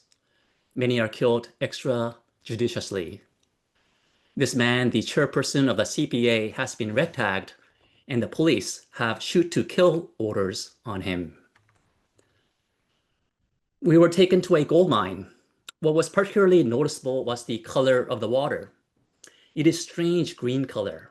It is filled with cyanide, which is used for processing gold. Indigenous farmers have been mining here for hundreds of years, and they actually grew rice where cyanide pit lake sits. In Manila, we were taken to the Rise Up for Life and Rights community. Former President Rodrigo Duterte initiated a fake war on drugs. It is called fake war because he did not go after the crime syndicates that run the drug trade, but the poor. Plainclothes police simply showed up at people's homes and killed them. Many women, still in tears, spoke about how their husbands, sons, and grandchildren were killed. The UCC partner in the Philippines, EquiVoice, gathered women together to share in the grief, offered psychosocial support, and gathered evidence. The women testified before the Philippines Congress, to the UN Special Rapporteur, and the International Criminal Court. As a result of their testimony, the former president, Rodrigo Duterte, is now sitting in jail in The Hague, waiting trial. We also went to the Union Theological Seminary, which is a theology school that trains ministers for the United Church of Christ in the Philippines, UCCP, and they are full communion members of our denomination. Also, this school formed a partnership with the Emmanuel College. What was particularly interesting was this sign, "Welcome to the School of the Prophets." I thought, wouldn't it be wonderful if we could also train ministers to be prophets and work with the oppressed people for human rights? The Philippines government has a different name. They call them the School of Terrorists. This is a mural that is being painted in the school that symbolizes Christ being amongst the oppressed people, farmers, workers, fisherfolks, laborers. And in their solidarity with the oppressed, 22 ministers of UCCP have been killed extrajudiciously. Every community we visited, whether it was the grieving women of the Rise Up, landless farmers, the fishers, the miners, we asked them, what would you like the United Church of Canada to do for you? Remarkably, they all gave exactly the same answer. They said, please tell our stories. The NCCP also added, please pray for us. They also asked us to advocate to the government of Canada on their behalf to watch and to hold the Philippines government accountable. So we visited the Canadian Embassy and met with the ambassador to do advocacy work and encourage the ambassador to help with just peace in the Philippines. This is now in Korea, and I attended the Seoul Diaspora Church that worships in the basement of an office building. The people gathered are mostly Filipino migrant workers, some Koreans, some students from Nepal. Many of the Filipinos have come to Korea illegally to work, and thus they are without rights. The church provides a place to worship and a place for community to gather. The church also provides legal and medical support, human rights and democracy training, language classes, and classes on Korean culture. They also have some fun. This summer, the minister organized a bus trip to the sea, and they had an outdoor service on the beach. When I visited, they asked me to preach. Afterwards, we had lunch together, which they do every Sunday with food provided by different cell groups. In Korea, the churches have become very conservative. The LGBTQ+ communities are suffering tremendous amount of grief from attacks from conservative churches. The minister on the left, his name is Reverend Tong Han Lee, and he was excommunicated by the Methodist Church in Korea because he attended a LGBTQ+ rally and offered a benediction. He took his court to civil courts and he won. Methodist Church appealed, and now his case is before the Supreme Court of Korea. And because UCC is a ecumenical leader in the LGBTQ rights, they appreciated our support and solidarity. The Korean Church was actively involved in the work of human rights and democracy. Justice, peace, human rights, and democracy are never given freely, and the Koreans had to fight for it with blood, tears, and human lives. This photo is taken from the National Human Rights Museum that just opened earlier this summer. The minister from the earlier Seoul Diaspora Church served on the founding board of this museum. In the museum, we were also taken to the actual torture chamber where human rights activists were tortured and some were killed. I felt profound sadness when I walked into this room, and I have also felt it when I visited the Philippines as well. And the UCC played a very interesting role in Korea's democracy movement, which brings me to this house that was built in the 1920s by a UCC medical missionary to Korea. This house looms over the neighborhood in downtown Seoul. In the early 1970s, our church wanted to sell the building and bring the funds back home to Canada. But the Korean partner said, wait a minute, please give us this house. We have a vision. After 2 years of hard negotiations, the UCC gave the house to the Korean church for free. The Presbyterian Church in the Republic of Korea, PROK, used this house as an underground seminary and as the Center for Human Rights and Democracy. This house played an incredibly meaningful role in helping to bring about democracy in Korea. As the General Secretary Michael Blair has said, in a true partnership, both parties get transformed. Because of the Korean Church, the UCC has changed. We began the journey of decolonization thanks to PROK. We understand that our money isn't really our money, but it is God's money to be used to create the sanctuary of peace, justice, and reconciliation. With the global partners, we walk together as friends in Christ in mutual radical accompaniment, in prophetic solidarity towards God's kingdom. The partners have long lived deep spirituality, bold discipleship, and daring justice. They can accompany, teach, and inspire the UCC to do the same. Lastly, UCC used to send people to Korea, but that trend has shifted.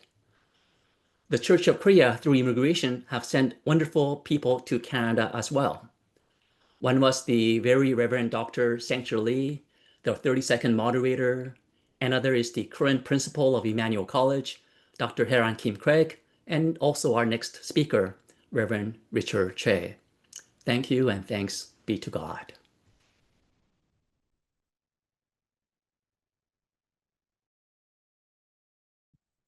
Thanks, Juan. Richard will be next. Okay. Well, good to be here with you.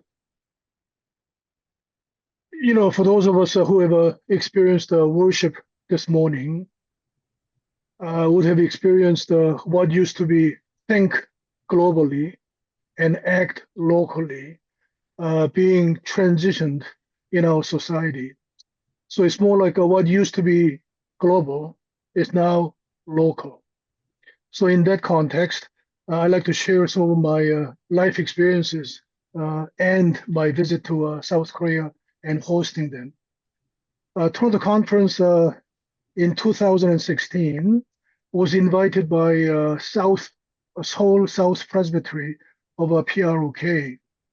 And most of us are wondering, why are they inviting us? Because we are used to inviting other people to our country, but our partners are inviting us was not a normal thing. So with a lot of questions and hopes, we were there. And then a year later, 2017, we hosted delegates from Seoul Presbytery to Canada. It was a meaningful experience for me, and as a Korean Canadian member of then Toronto Conference. I think one of the things about the global kinship and the way we experience one another in our context is this, that as you could tell, when one was speaking, when others were speaking during the worship, you could see their emotions being expressed. The kind of issues that they are sharing are not just political issues somewhere else. These are heartfelt issues that each person experiences and bring that passion and reality to us. I've been living in Canada for the past 50 years. And I came here as a teenager, and the issue of identity for me has been a foremost issue. Even today, the question that I continue to ask myself is, who am I? Who am I to the neighbors that I meet? And who am I in God's community? I'm sure that for those who have experienced upheavals in their lives, the question of identity is a big thing. So when people ask me who I am or who I am moving towards, this is the way I explain myself to others. I'm a Canadian of a Korean descent, and it's not either or neither nor. It's both and. A person can actually have various ways of expressing themselves. And I know that as we move into an intercultural ministry and intercultural understanding of our relationship, we are continuing to discover the notion of both and. And these are some of the risks that I see that I face myself and many other social minorities, not just ethnic minorities. In order to be who I am authentically as a Canadian of a Korean descent, Korean Canadian, quite often there are either temptations or threats that if you were to conform and simply be like the rest of us, an invitation, sometimes a threat from the majority communities. If you become like us, your life will be much easier.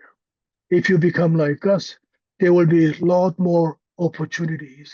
These are some of the struggles that we face as minorities living in Canadian society. But at the same time, the question is, when God asks me to be who I am, what are the kind of qualities and what are the kind of things do I need to be to follow what God invites us to be? So in terms of a theology, these are some of the things that I could share. In Hebrew, God is not a singular. God is understood as plural. This is in the Hebrew text. I'm not even talking about the New Testament. So if God is plural, ideally, each one of us who is made in God's image ought to be plural. And if I, as an ethnic minority, were to simply conform and become just like my white colleagues, how can we have a genuine relationship within intercultural community if I cannot be who I am? I cannot truly relate to others as I am. If we simply focus on the idea on unity, as in sameness, we will be basically destroying the part of an image that we represent. So when we say all God's children, I believe that each one of us ought to be who we are. When I was visiting South Korea and when I was hosting them, it was a strange idea. When I went to South Korea, it was like experiencing my past and my future at the same time. I could see where I came from when I left South Korea. And I could see that I am no longer a part of some of the understandings of being Korean. When I was talking to them and listening to them in Korean, the way I hear Korean hymns being sung or listening to Korean sermons, when I visit the Korean speaking congregations in Canada, what I really hear is that I not only matter, but belong, and I'm part of them. And because of Korean being my birth language, even in conflict, what I hear is that I love you expressed in ways that could be positive, even in conflict. So when we talk about sanctuary, I hope especially those of you who are ethnic minorities or social minorities within our church can at least acknowledge that in order for us to be in genuine relationship with our neighbors, in order for us to be in God's community, we need to continue to pursue who we are throughout our lives. So that's how much I can share. And I hope that my story could trigger your stories so that you can begin to share who you are and pursue your own identity in this global context, which is becoming local in Canada. Thank you. Thank you, Richard. And we've got Joy on. Hooray. Joy.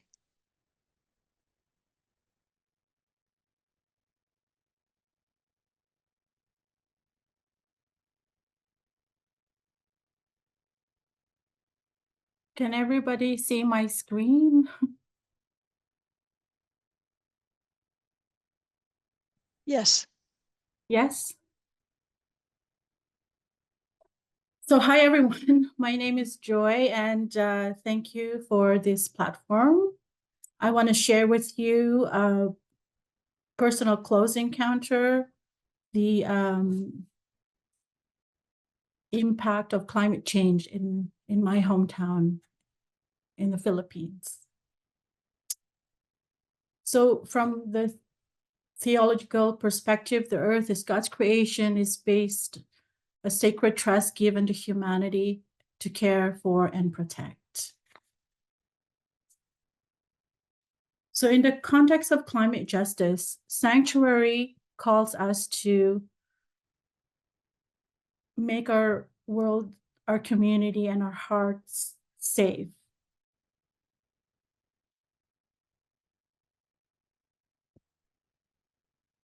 Sorry. Oh, can I go back? When a country is devastated by a typhoon, global kinship means we feel moved to help. We owe them, but not because we owe them, but because the pain is our pain. When indigenous lands are destroyed by mining, global kinship calls us to stand in solidarity that Earth is a common home. We are called not only to witness the destruction of our planet, but to rise in defense of it.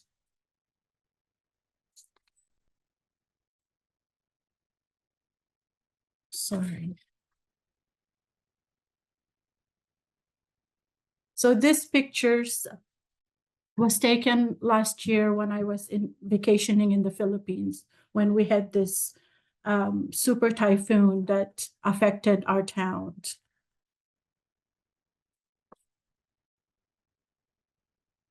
So this is not just a climate crisis, it is a justice crisis, and this movement is our sanctuary, a sanctuary that refuses despair and chooses resistance. The Philippines typically experiences about 20 typhoons every year, with around 6 to 9 of those making landfall.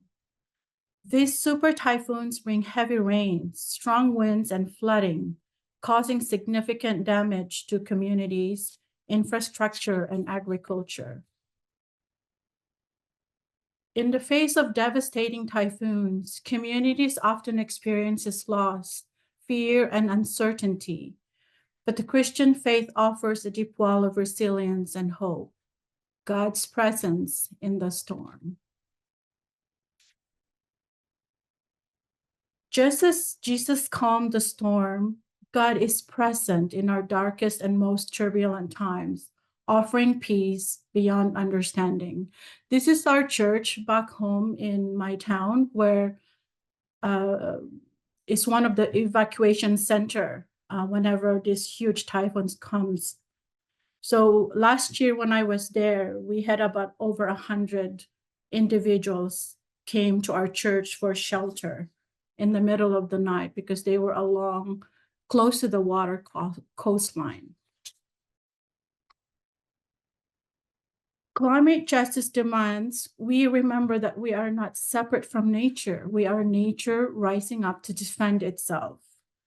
Mining in the Philippines has brought economic opportunity to some, but a great cost to the land and vulnerable communities, especially indigenous people. This is one of the mining picture in Mountain Province in our country.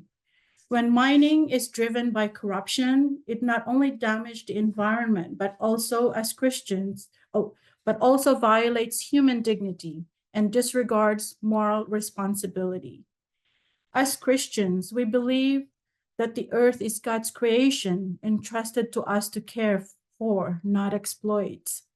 Corrupt practices and environmental harm are not just political, economic issues. They are spiritual and moral failings that require retribution and justice.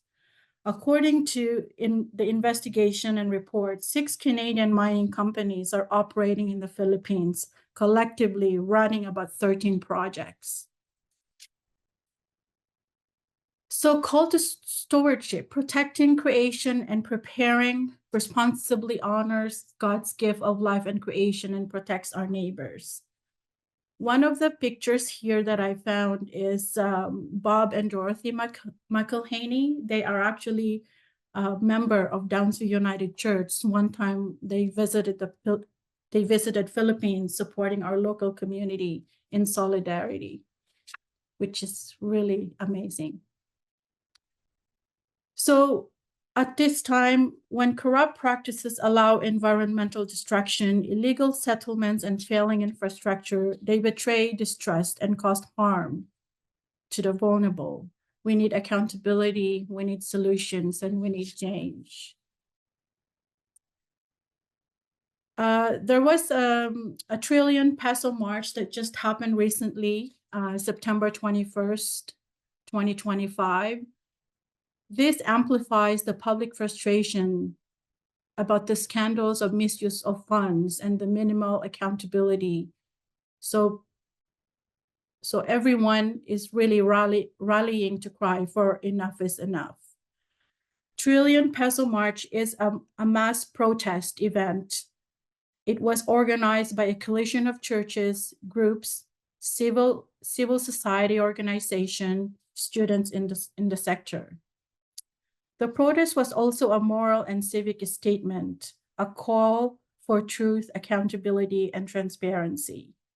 The magnitude of money involved when public funds that could have been gone into flood prevention, schools, and hospitals are alleged to have been wasted or misused.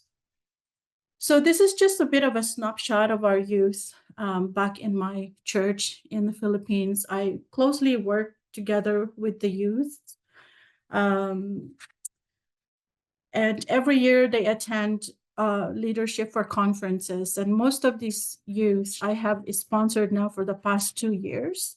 I believe that supporting our youth as our future leaders in our church. And also, thank you for United Church, for Downsview United Church for supporting, my church whenever I need support. And it's a way of building friendship and sharing our faith. And as the late Jane Goodall reminds us that each of us can make a difference. You matter. We are here for a reason, and do your bit, and we can save the world. Thank you.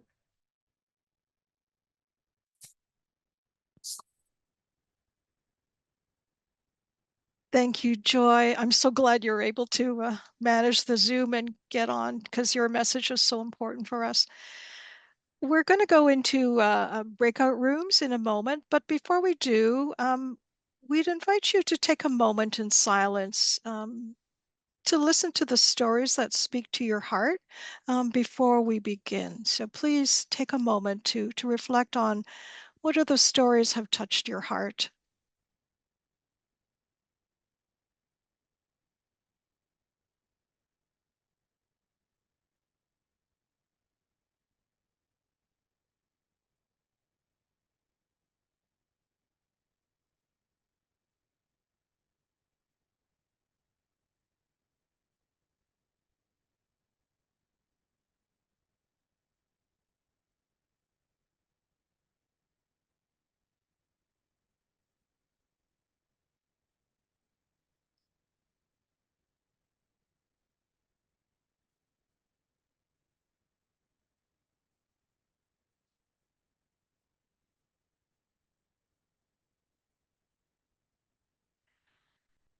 We offer 2 questions for you to discuss in your breakout rooms, and I changed one a little bit.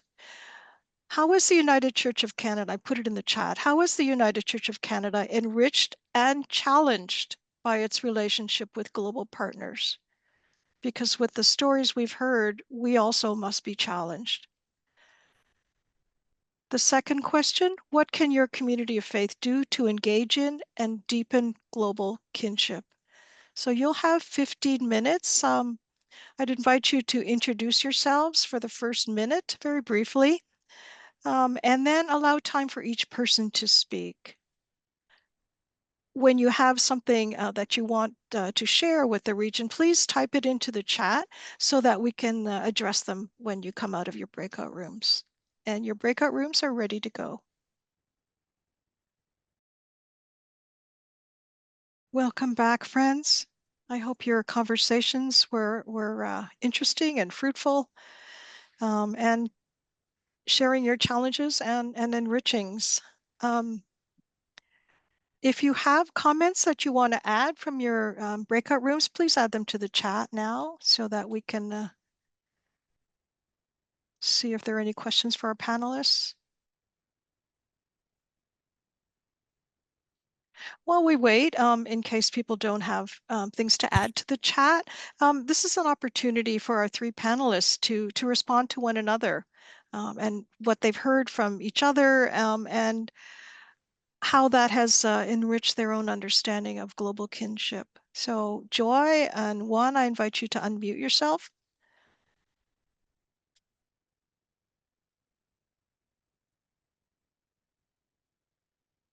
Yeah, thank you, Joy, for sharing the climate situation in the Philippines. And I heard from the partners in the NCCP that the Philippines suffer the greatest impact of climate catastrophe in the world. And we received emergency appeal from the UCCP to mitigate the climate disaster. And it was approved yesterday, and that we've decided to send $15,000 to the UCCP to help with the relief. And we send a lot of money for emergency relief, and that was the only remaining money that we had, and so we sent it to them. Wow, that's great to know, Juan, and it is very scary. I have experienced my vacation last year. I was there for the whole month of November, and every week we had typhoons. And it's really becoming real, you know, when you're right in front of this climate change, that it's getting worse and magnified over time. And it is a real concern on my view. It worries me every time. See, for me, this mining issues really hit home for me. Yeah.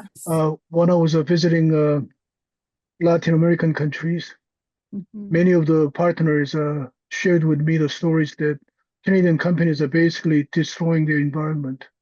True. And then 2 years ago, I was in Halifax, Nova Scotia area. There are all these signs protesting against the mining companies for destroying the environment. So it's coming back home to roost. And this is why I keep talking about what is global. It's no longer global. It's local. And these are all connected. And even our banking system, the way some of our banks in Latin American countries, they just destroy the economy. And so when we can actually relate what's happening within and outside and how closely related these issues are, it's not just somebody else's issue. Yeah, this year, the United Church of Canada sent pilgrims to 4 regions of the world where we have partnerships. So there were 4 sent to the Philippines, 4 to Cuba, 4 to Kenya, and 4 to the Middle East. And they wrote a report and it will be submitted to the General Council Executive when they meet in November. And that's exactly what they said, Richard, that right now, Canada is also experiencing poly crisis that our partners are also experiencing. So we are all in the same boat together now. We're not so protected or insulated from the world anymore. And there's a global kinship, and there's things that we can learn and share with one another that can help us to journey together. Yeah. And for me, my invitation to those who are part of this conversation is that rather than simply talking about issues as head stuff, if you can actually connect those issues with your own life and your family stories, because most of us, unless we are First Nations, we are all either refugees or descendants of refugees.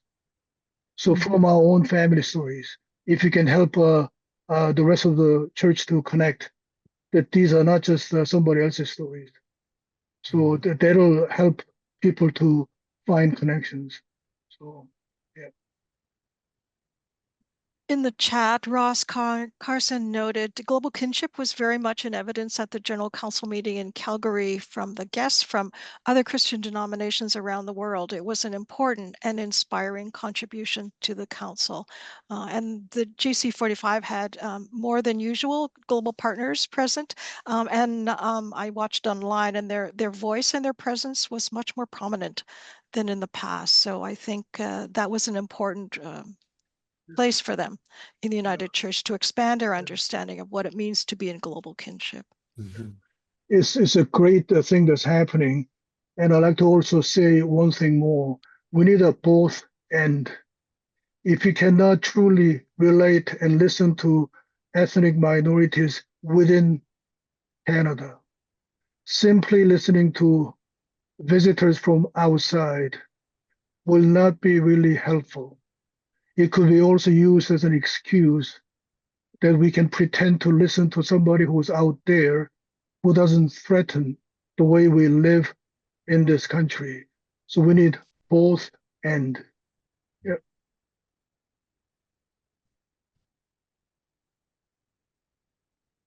Cindy Randall noted that we read out a minute for mission once a month during worship, and that's also an important way for the United Churches to find connection and to make it part of who they are as a congregation as well. So I think those minutes for mission are still really vital, and we encourage congregations to use that minute for mission as often as they can. Yes, and we've also began a project to ask the partners to share about their context, their joys, their struggles, and their prayers. And I'm hoping that the communities of faith will receive that resource and pray with the partners at least once a month during the Sunday services. We have a few minutes. Are there any comments from the Regional Council attendees?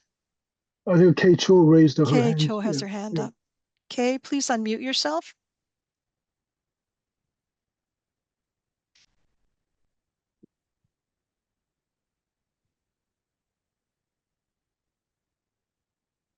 There you go. Well, actually, I was in a group with Hewitt, who is the Minister of Trinity St. Paul a few minutes ago.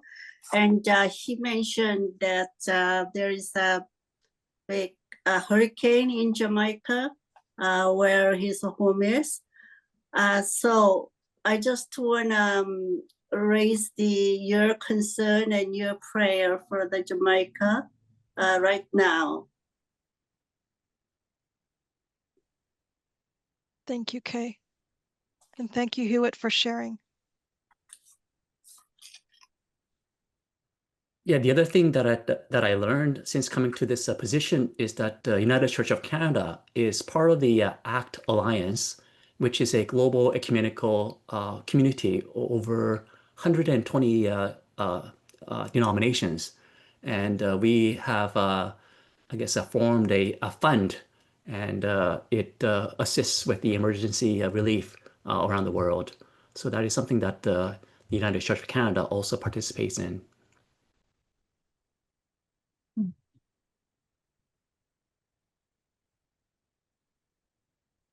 Joy, you mentioned how your home church, Downsview United Church, has been supporting and learning more about the Filipino connection. I guess I am bridging that gap and sharing through Downsview United Church, and that our church now in the Philippines have been accredited to be a school. So we're building a library, which I shared it to my co-members at Downsview. So I've been accepting book donations, educational books, helping to build the library for the kids. And so yeah, so I have been updating them, and they've been very supportive, and which I really, really appreciate. In a small way, we are building small steps in partnering with, with my home church in the Philippines. Thank you. Thanks, Joy. Charles Donnelly has his hand raised. Yes, just two examples. We talk a lot about going after these, major international organizations, and that's on one level. But the level that I've seen to be very effective is when we can get our youth to go to countries. We've had work groups from our church go and participate in El Hogar, which is a combination trade school orphanage in Honduras, and similarly another United Church in West Toronto has taken a number of groups of teenagers to Kenya. And if that's dealing with our youth and inspiring them to become involved. And if we don't work with them at that level, they won't be taking these major issues that we like to talk about at this level into account, but they can relate them. Thank you, Charles. Yes, to respond, one of the delegates to the Philippines was a youth, and last year we sent 2 youth to Japan for their peace conference. And afterwards, she came back and she spoke at our church. And the next thing that she realizes was that the more youth started showing up at our church. So yeah, it is very important that youth have exposure.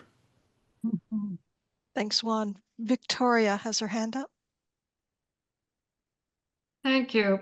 I'll just mention another connection that the United Church of Canada has, and that is being a member of the Association of Reformed Churches, which is a lot of churches.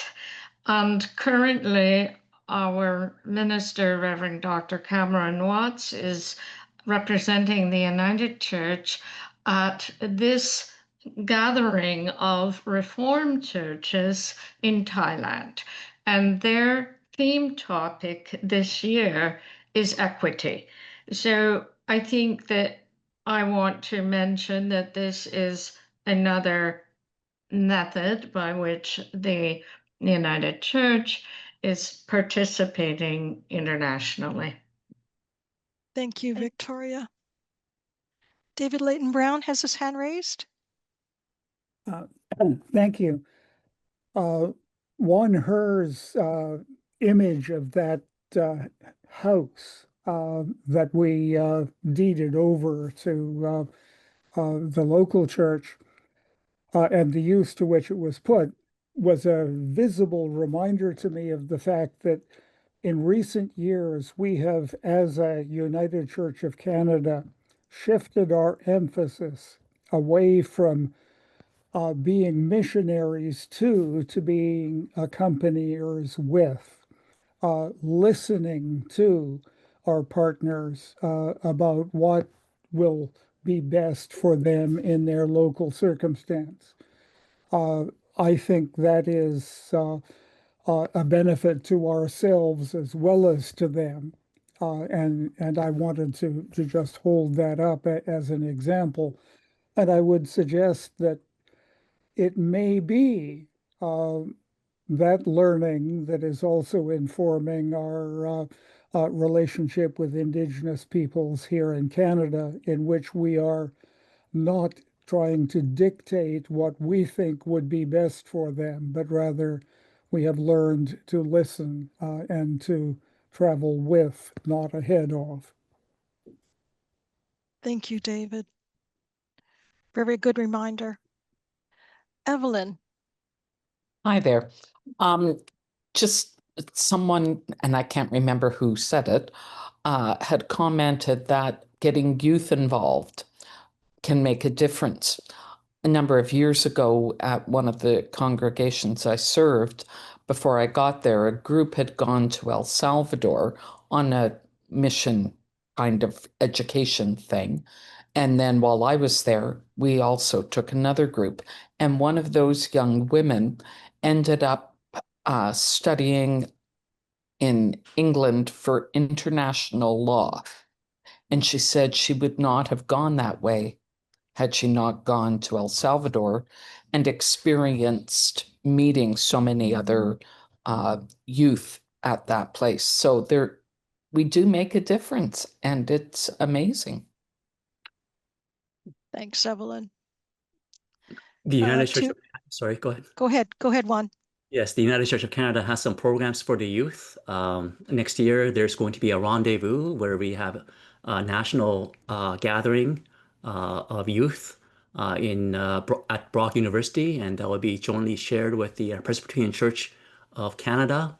And we also have summer programs for the youth where we train climate change motivators and really empower them to work locally for climate change. And it's also a paid position as well.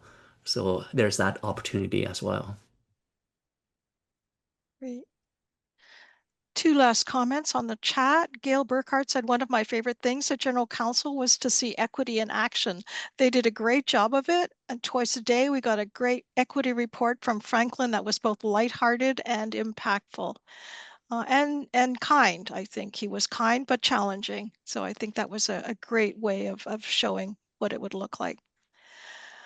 And last comment by Kathy Zhou from the chat said, in our breakout room discussion, we were all deeply moved by Richard's sharing. As an immigrant community, we often find ourselves reflecting on the question, who am I?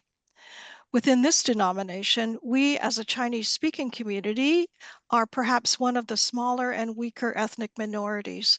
When I see that the language of worship resources or the denominational focus often centers elsewhere, I sometimes ask myself, who are we within the United Church of Canada?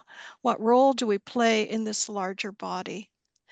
I believe our very existence challenges the idea of so-called global kinship. It reminds us that we too must learn to speak up courageously, to give voice to our own stories and experiences within this shared faith community. Thank you, Kathy. The existence of the Intercultural Diversity Commission within Shining Waters, will take your comments to heart at its next meeting. One last comment, the question around the age range for the youth event at Brock, we can put that in the chat later. What are we doing to help integrate the Chinese-speaking community? Are we offering ESL to help and not just offering services in Chinese? People in church usually Sunday, but they live in English or French 6 other days of the week. Richard, you had your hand raised. I like to once again say both, and intercultural community and church and society that we're envisioning is not to wipe out the particularity of ethnic minority communities. We need both ends, as in those who are comfortable engaging with the rest of the Canadian society. That's part of the churches we can have. Those who are comfortable engaging with the other part of a Canadian society. So it's both ends. And this is why I keep saying about the diversity and plurality, because for the sake of unity, if we wipe out everybody, that's basically continuing the legacy of colonial issues. So, and there are various models. So I just want to share this one. This is a Donna Roots made these for my congregation's children. And I thought that this says a lot about who we are. It's one of the models where on Mother Earth, there's a community and different dots representing different individuals. This is one of many models. So I hope we can discover those ideas within our own lives. And if you can connect with our personal family stories with the stories of others, we can probably have a better sense of what God is inviting us to do and be. So let's not get tempted by having one model that will work for everything. And to me, that's closer to idolatry than being faithful. So. Thanks, Richard. In closing, our Song of Faith says all parts of creation, animate and inanimate, are related. All creation is good. We can recognize all people as kin. And Juan will close us in prayer. Let us pray. O God of love, justice, and hope, you have called us to be the church, and you have given us the spirit of ecumenism.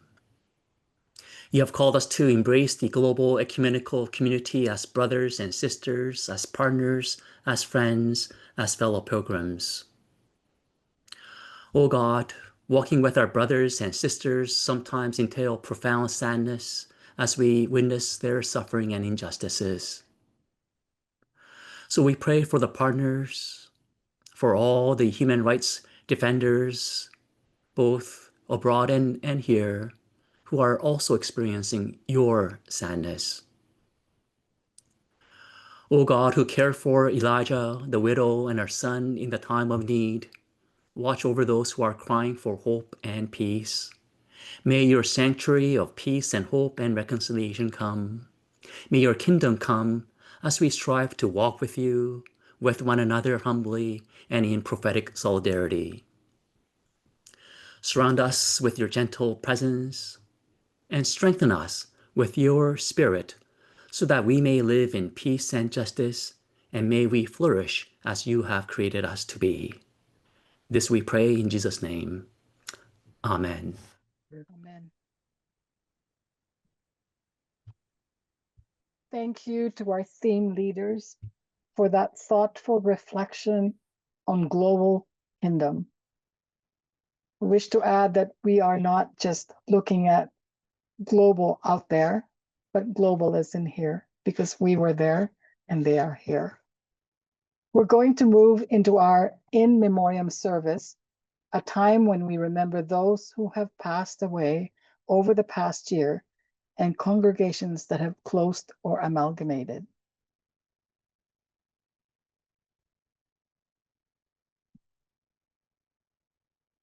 Hello, everyone. Let us join in together in memoriam service as people of Shining Waters Regional Council for this gathering at 2025. We come to worship God and to remember in love. We come to remember in love. God's people, there is time for everything under the sun and moon. A time to be born and a time to die. A time to build up and a time to tear down. A time to dance and a time to refrain from dancing. We come to remember that in all times we are held in God's love. Let us join together in singing hymn, God in whose memory no one is lost. From Then Let Us Sing, number 33.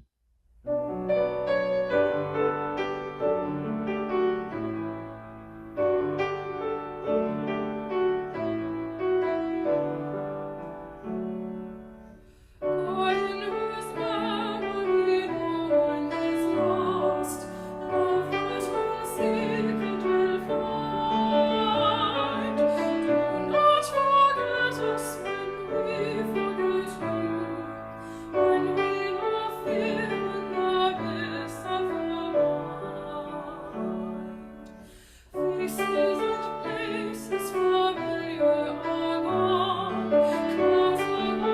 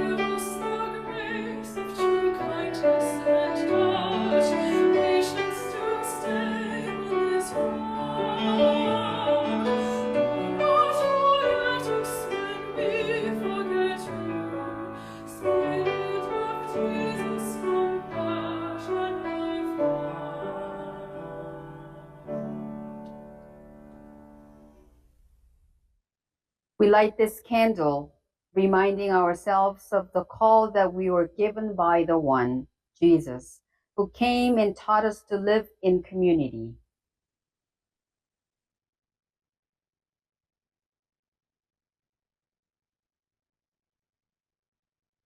We light this candle, remembering that personal loss and grief are real, and we can hold each other as a community.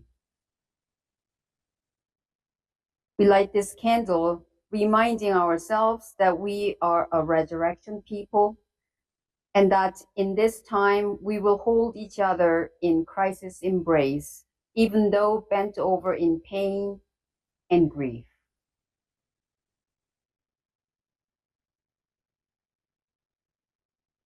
Let us pray.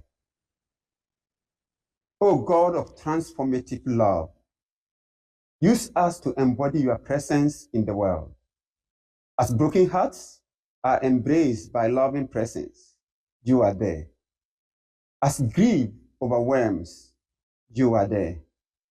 As lonely isolation of remembrance takes hold, you are there. As communities mourn the loss of those they love, you are there. Empower us, O Spirit, to uphold the vulnerable in moments of need. Amen. A reading from Psalm 27. God is my light and my salvation. Whom then shall I fear? God is the strength of my life. Of whom then shall I be afraid? When evildoers came upon me to eat up my flesh, it was they, my foes and my adversaries, who stumbled and fell. Though an army should encamp against me, yet my heart shall not be afraid. And though war should rise up against me, yet will I put my trust in God. One thing have I asked of God, one thing I seek, that I may dwell in the house of God all the days of my life, to behold the fair beauty of God, and to seek God in the temple. For in the day of trouble, God shall keep me safe. God shall hide me in the secrecy of the temple and set me high upon a rock. Even now God lifts up my head above my enemies round about me. Therefore I will offer in God's dwelling an oblation with sounds of great gladness. I will sing and make music to God. Hearken to my voice, O God, when I call. Have mercy on me and answer me. You speak in my heart and say, seek my face. Your face, God, I will seek. Hide not your face from me, nor turn away your servant in displeasure. You have been my helper. Cast me not away. Do not forsake me, O God of my salvation. Though my father and my mother forsake me, God will sustain me. Show me your way, O God. Lead me on a level path because of my enemies. Deliver me not into the hand of my adversaries, for false witnesses have risen up against me, and also those who speak malice. What if I had not believed that I should see the goodness of God in the land of the living? O tarry and await God's pleasure. Be strong, and God shall comfort your heart. Wait patiently for God. At this time, we remember the congregations that have closed, disbanded, or amalgamated.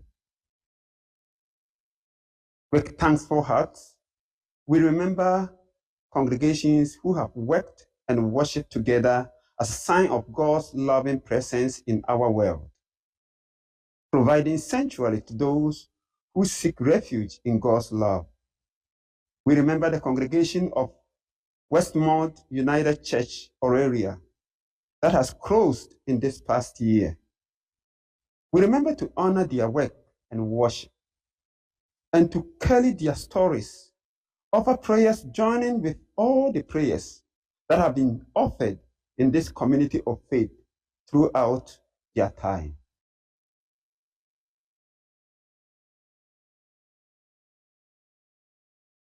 With thankful hearts, we remember all the saints who have worked and worshiped with us, sharing God's loving presence in our lives. We remember those saints whose lives of service on earth have ended this year. We remember the Reverend Marlene Amundsen together. We remember in love Dr. Alice Marion Pope. We remember the Reverend Brenda Duckworth together. We remember in love the Reverend Henry Putianian. We remember the Reverend Hector Dobson together. We remember in love the Reverend Barry Lou McNabb. We remember Paul Stott together. We remember in love the Reverend Grace Craig. We remember the Reverend Ella Taylor Walsh together.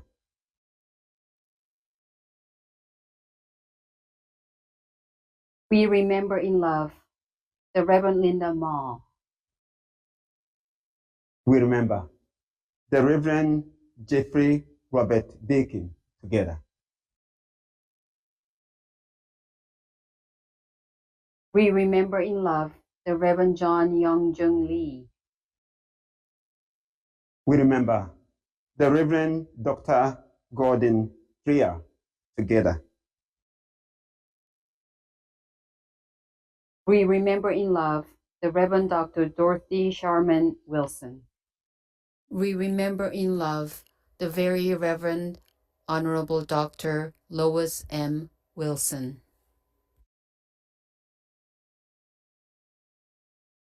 We now invite you to share with us in the affirmation of our faith using the words of a new creed. We are not alone. We live in God's world. We believe in God, who has created and is creating, who has come in Jesus, the Word made flesh, to reconcile and make new, who works in us and in others by the Spirit. We trust in God. We are called to be the church, to celebrate God's presence, to live with respect in creation, to love and serve others, to seek justice and resist evil, to proclaim Jesus crucified and risen, our judge and our hope, in life, in death, in life beyond death. God is with us. We are not alone.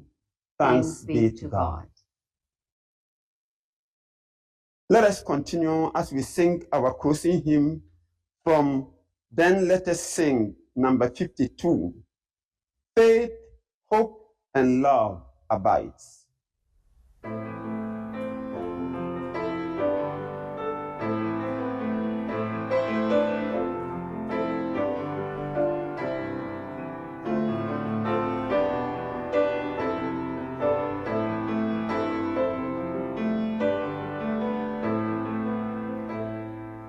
Faith, hope, and love abide. This is the longing of my soul, as I love each day with trust in God made whole. Faith, hope, and love abide. This is the message that sustains. Though the shadows through the night, your light remains. Faith, hope, and love abide. Would that the drought so long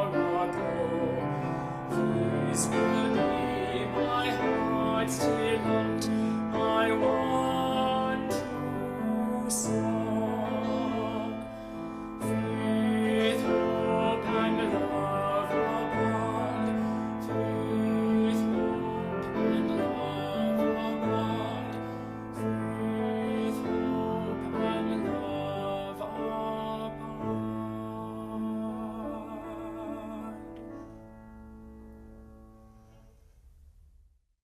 As we leave this time and space of remembrance and recognition, we go with a daring and tender love. We go seeking justice in community. We go in love. For we have been taught that God journeys with us in this life and in all times and all spaces. Together, we carry Christ's gospel message of love, hope, and devotion wherever we may go. Amen. Amen.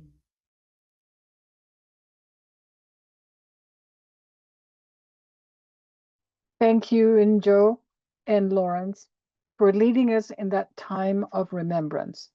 We're going to take an all-purpose break for 15 minutes. We'll be called back into the meeting by music shortly before 3:55.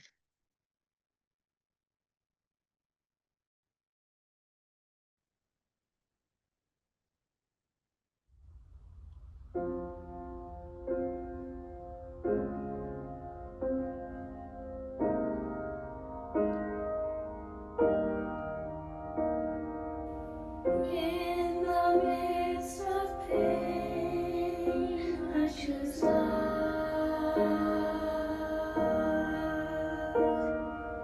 In the midst of pain, I choose love.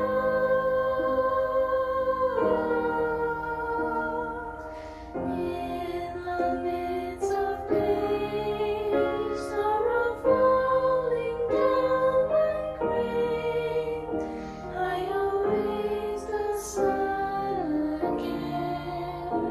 I choose love. I choose love.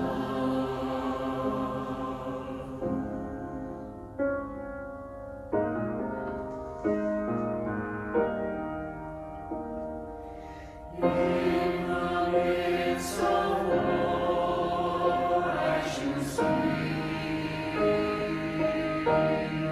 peace.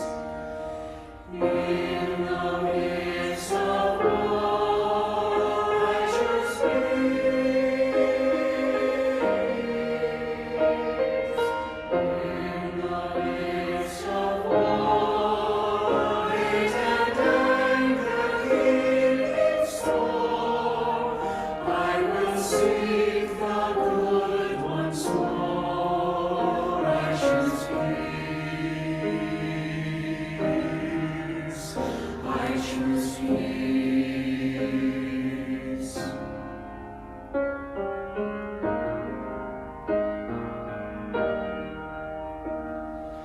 When my world falls down, I will rise.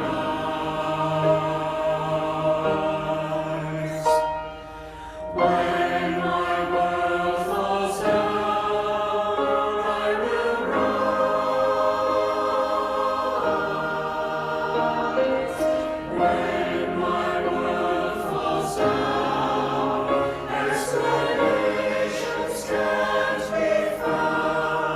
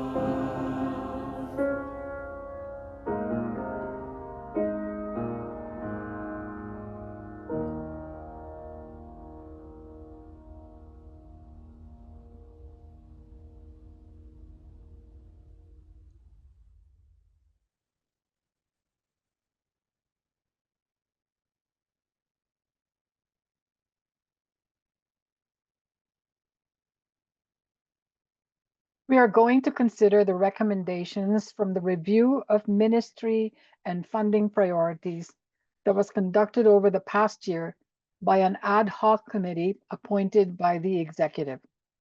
We thank these folks for their hard work over the past year. The chair, Sarah Loff, is not able to be with us this weekend, but has prepared a video to introduce the recommendations which are included in a report that has been posted to the website and circulated first in June and then again this fall. So you have all had a chance to review the report. Once the video is completed, members of the committee will provide additional context, after which we'll have time for questions and answers.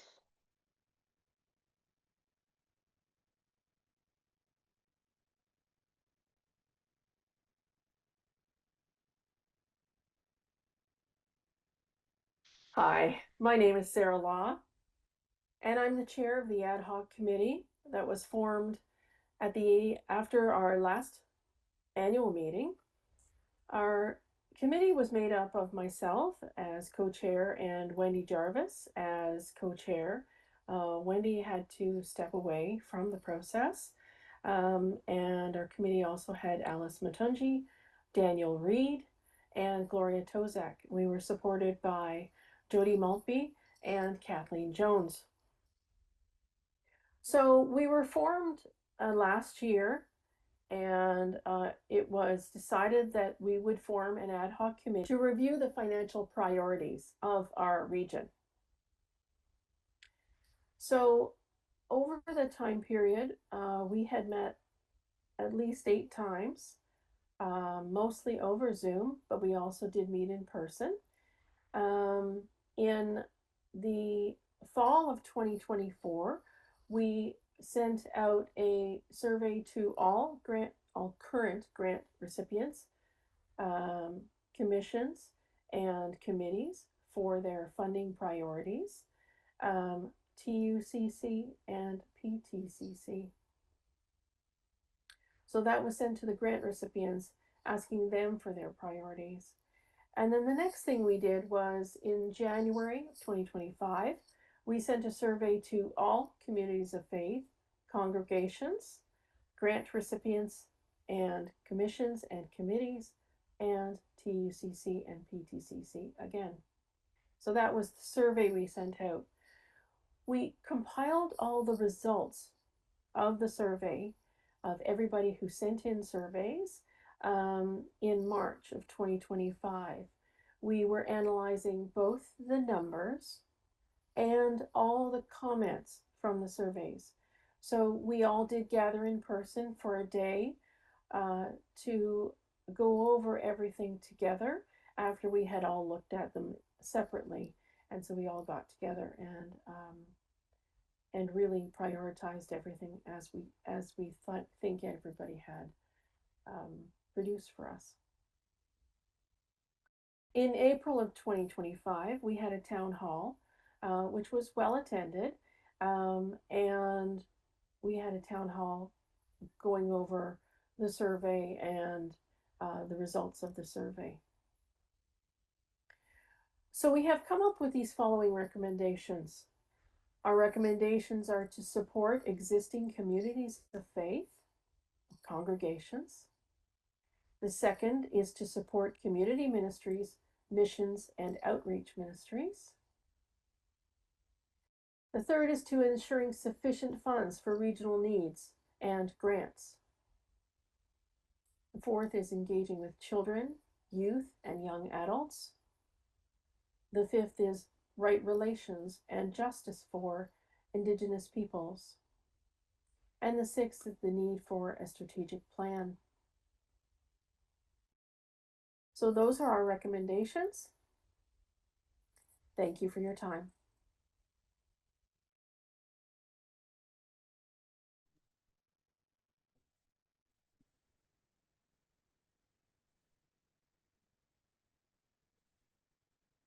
I invite the members of the committee to offer additional context for the report. Good afternoon, everyone. I'll go first. My name is Daniel. I'm a part of the ad hoc team and also the Regional Council Executive. I'd like to add a few details to Sarah's presentation on the component of the ad hoc committee's proposal that focuses on existing communities of faith congregations. Our proposal it's rooted in the awareness that the region's mission to encourage and connect communities of faith calls us to actively support congregations in their ministry. There's also a real theological foundation to our work in this. God is already at work in congregations, we believe, in worship, in pastoral care, in food banks, in messy meetings, and in aging buildings, and in our neighborhood ministries. Our awareness that when congregations falter, the United Church's capacity to participate in God's mission and also to offer and experience sanctuary diminishes as well. Through our consultation, our respondents spoke with remarkable clarity on this component of the work. There is a major need for support for existing congregations, both hands-on engagement and financial support. And so there's 6 major components to our proposals around congregational support. To open program grants, annual accessible grants for ministry, outreach, innovation, sustainability, capital grants, support for urgent and unexpected building needs that affect ministry, support for collaboration, staff and resources for amalgamation, shared ministry, intentional partnerships, cluster and peer support, education and capacity building, improved communication. We're proposing a grants-based approach for the financial dimensions of that support through reopening the regional granting program, which since the restructuring in 2019 has largely been limited and closed to new applications, with funds from that program going to incorporated ministries and communities of faith doing outreach ministry. This recommendation that we reopen that granting program, both for programs in congregations and for capital grants in church facilities, it's a deliberate, hopeful investment in congregational life. And we're imagining a significant distribution of funds dispersed to congregations through that work. We know that this regional council meeting will be wrestling with another proposal suggesting distributing regional funds equally amongst all congregations. We understand and have heard from our consultation the financial anxiety that prompts such ideas. And we're quite excited to recommend a response to that precariousness. We also believe that a grants-based model better reflects our United Church identity and our shared mission. It allows us to use resources strategically and equitably in ways that reflect the mission that the region has already named for itself. It allows good stewardship and transparency by assessing real needs, capacities, and impact. It means that we practice mutual accountability between communities of faith. It recognizes that not every community of faith is the same, nor every context. It keeps decision-making within a conciliar, not individualistic framework. We recognize that applying for grants takes effort, and we are committed to ensuring that the new grant program is as simple and as accessible as possible, but also affirm that the financial diligence is a form of stewardship. And we believe that accountability is a gift that we offer to one another. The grants process isn't controlled by a distant authority. It's carried out by lay people and ministry personnel from congregations from our grassroots, some of whom are present on the call today, working within a transparent process shaped by the region's mission, the commitments we've made together. Their role isn't to impose personal preference, but to help the church steward its shared resources with wisdom and equity and with faith. I think the other big thing I wanted to say is that our proposal isn't just about distributing funds.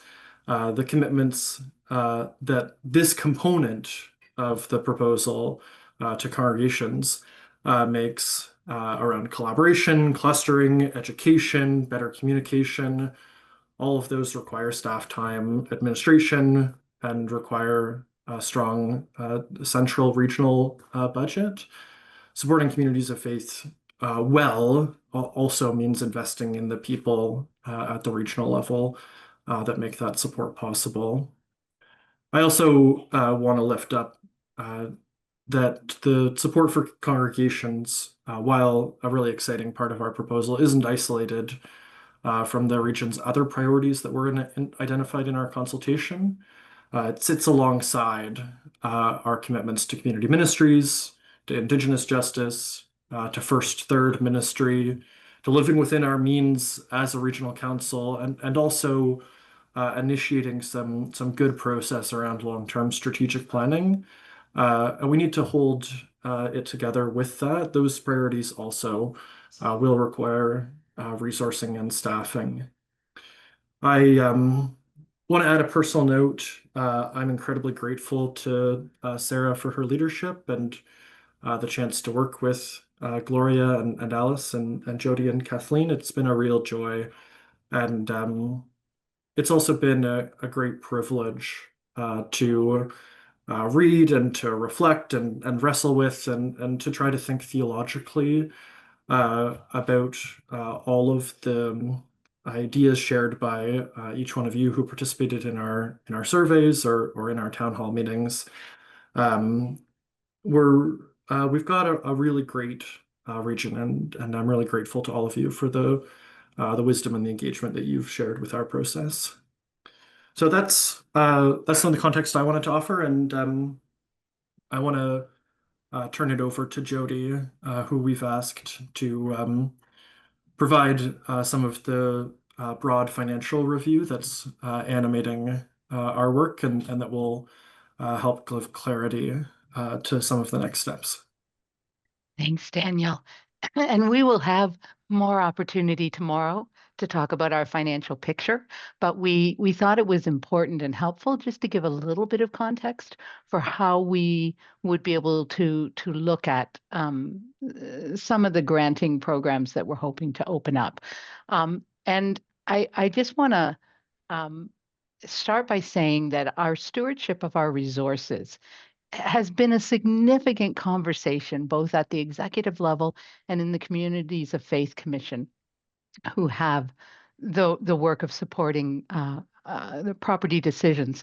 And in our property policy, we state upfront that the region will allow greater flexibility in the use of funds from the sale of property as an investment in healthy communities of faith.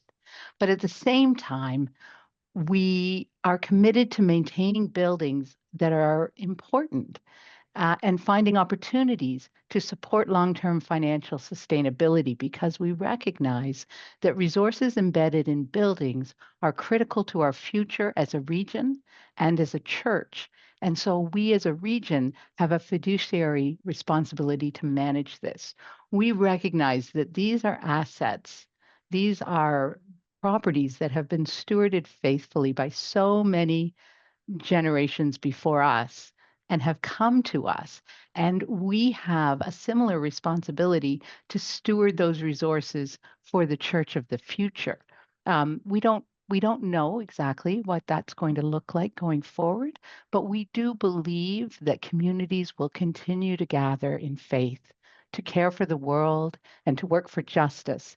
And so we want to be able to pass on these assets to support their ministry, while at the same time supporting the ministry needs of current communities of faith, the regional council, and the wider United Church. So it's quite an important thing we do as we make decisions around property. And so one of the things that we have committed to as a regional council is retaining property where possible. We have worked with the United Property Resource Corporation to establish a regional property trust, and we have just under $36 million worth of property in that trust. And that property, we believe our goals are to provide a long-term sustainable income source, to provide much needed housing, which is a key priority for the United Church, and to retain property for future generations. But the other reality is we also need short-term sustainable income. And so when we do sell property and receive the capital from that sales, we invest it. And some of that is cash investments and some of it is fixed investments. And our goal is to use the annual income from those investments to be available to help support the current granting and programs and work of the Regional Council. Right now, we have just under $13.5 million in investments.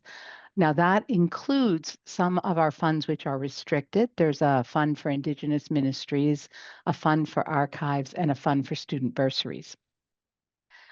We also have a commitment to, we have funds that are housed at both PTCC, which is the Presbyteries of Toronto Conference Corporation, and we have funds available for grants that are housed at TUCC, Toronto United Church Council.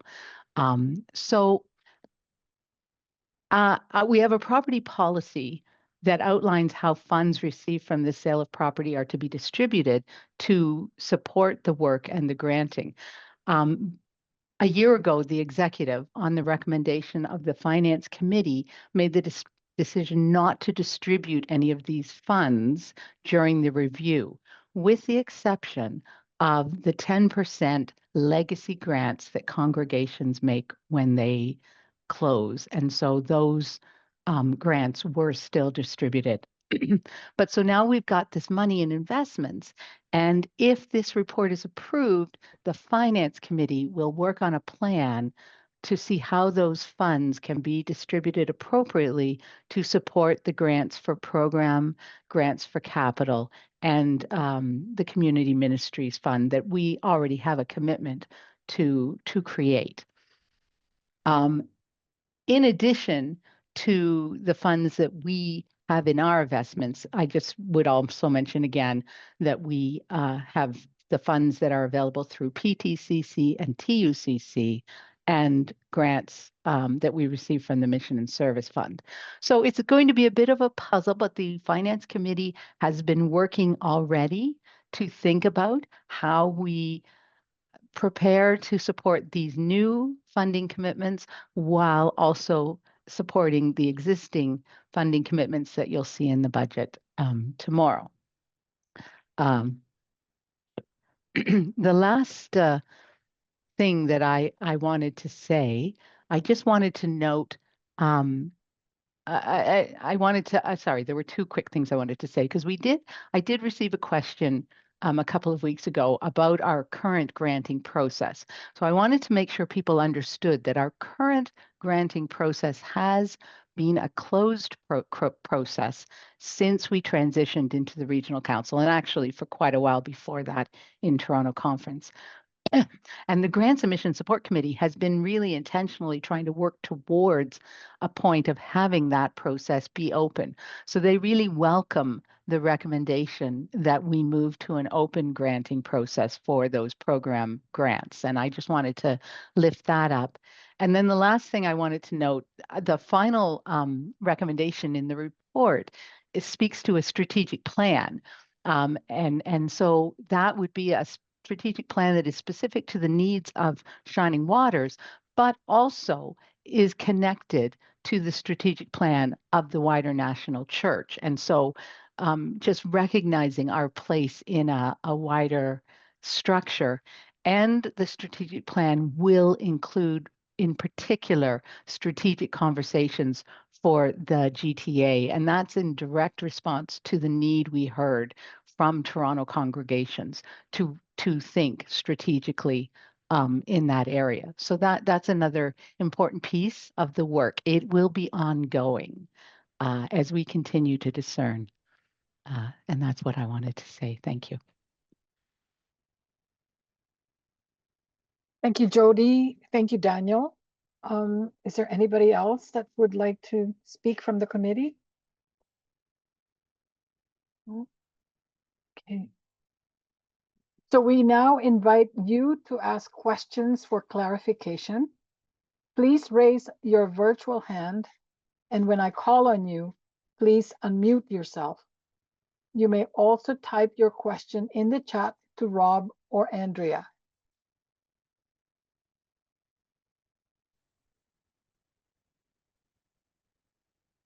We have Tina, I see Victoria Victoria. Stewart. Yeah. Yeah.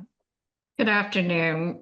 I am speaking on behalf of Fairlawn Avenue United Church, and I would first we have studied the report very carefully, and we would like to commend the ad hoc committee and their efforts and their work. And I do have to tell you, it takes a fair bit to study it and understand it in depth. Be that as it may, we tabled on October the 16th correspondence to Shining Waters in respect of the Fairlawn Avenue Church response to the report. This was too late to make it into the workbook, presumably. But what I would like to highlight is that what we did was to use St. Luke's United Church in downtown Toronto as an example of the amazing outreach that is done by a church that is in a building that's deteriorating around it. And we use this as an example of reaching out to marginalized communities within the GTA. We also note in our letter the major concern of unhoused populations in the GTA. And what we would like to do is, I am not speaking now about the funding mechanisms. I am speaking to the section in the report which has to do with the proposal in item 2.5 under communities of faith, community ministries, mission and outreach, and the work towards a strategic plan for the GTA. We are strongly in favor of this segment of the report, and we wish to really highlight and support that there needs to be an external facilitator as well as an internal facilitator. Obviously, that needs financial support to assist, because we all know from experience strategic planning is a tough slog. And having collaboration from both an interior perspective and exterior help may help this move forward in respect of the GTA. We also wish to say that the Fairlawn Community of Faith wishes to offer assistance of some members of our community of faith who have extensive experience with strategic planning and can help achieve the goal expressed on the page 13 of the report. And in closing, we think that the strategic plan is just really, really important. And I am going to close out at that point. Thank you very much. Thank you, Victoria. Is there any response from the committee members? I just want to let you know that the letter is actually on the website. So if folks want to see more, it's there. I And hope it will people go to will the find it executive. and read it. It started percolating in August and went to a meeting of our reps in September, went to support from our congregation last Sunday. So we have been really active in this regard. Thank you, Jody. Thank you, Victoria. I understand there's 2 other raised hands. One is by Hewitt Holmes. I also have 2 questions in the chat. So when Rob. you're ready. Okay. Yeah. Okay. Thanks very much. I did hear Hewitt Holmes is the name, Trinity St. Paul's. I did hear that we were supposed to ask questions, yes. And so I wondered about the comments. So can I make a comment or ask a question? What am I Can I get some directive? Thank you. So thanks for asking that, Hugh. We will have time for comments. Okay. When we're actually considering the motion. Right now, Yes. we're really looking for questions for clarification. Absolutely, thank you. And I do have 2 questions. One is about the method for distribution of funds.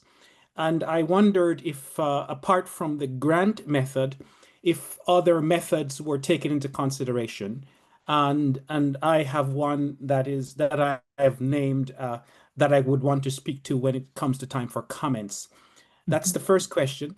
And the second question around the work that has been done, was there any feedback from ministry personnel, in particular new ministry personnel, migrants that are working within the region, of a need for financial and other support?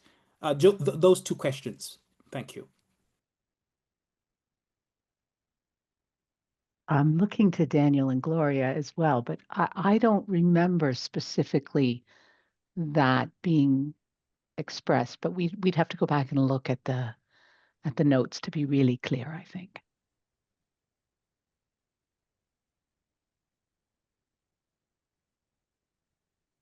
Yeah, I think that the my answer to your second question, Hewitt, would join Jody in saying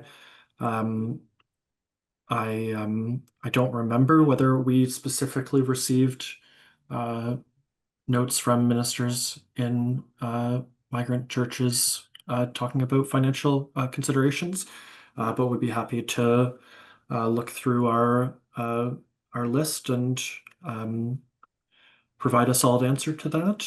And the answer to your first question is yes, we did reflect on different models for distributing funds to congregations, and including a blanket distribution to congregations. Yeah, we've recommended the grants-based approach coming out of that assessment. President, you have George Isaacs and Sandy. Yes. Yeah. I will ask George Isaac to speak. Yeah, thank you. I just want to make sure that we don't vote on this and approve this grants-based process without considering our proposal, which will be discussed tomorrow. But secondly, a specific question is how many respondees were to the survey? I mean, I'm quite happy with the results of the survey, but I'm a little concerned about the breadth of the consultation. I believe there were something like 77 respondees.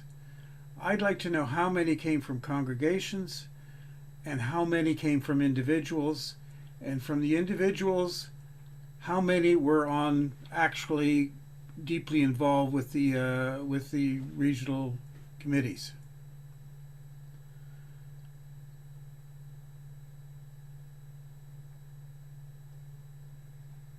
I'm just looking, sorry, George, I'm just looking because I think we did capture that information. It's just whether I can quickly put my hand on it. Just a moment.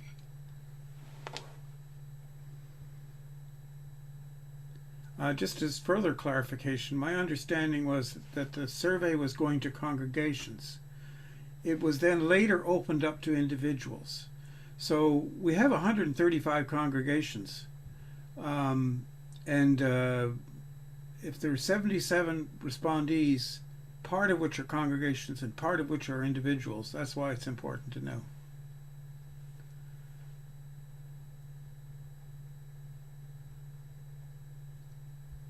I'm not sure. I'm going to invite you to carry on, Tina, while I keep looking, and then when I find the answer, I can post it in the chat for you, George. Thanks, Jody. I'm calling on Sandy Giles Byrne to speak next. Thank you. I'm also a member of the Fairlawn Avenue United Church congregation, and I echo what Vicki said about our thanks and appreciation for the time and effort. We know what went into this document, and we appreciate the committee doing their work. I just have a quick question.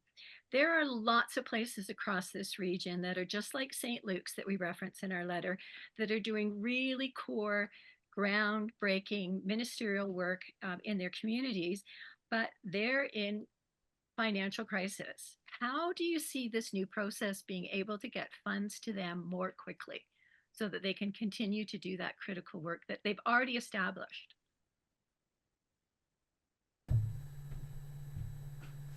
Yeah, so I think I'll start by speaking to that and then maybe turn it over to Gloria and Jody.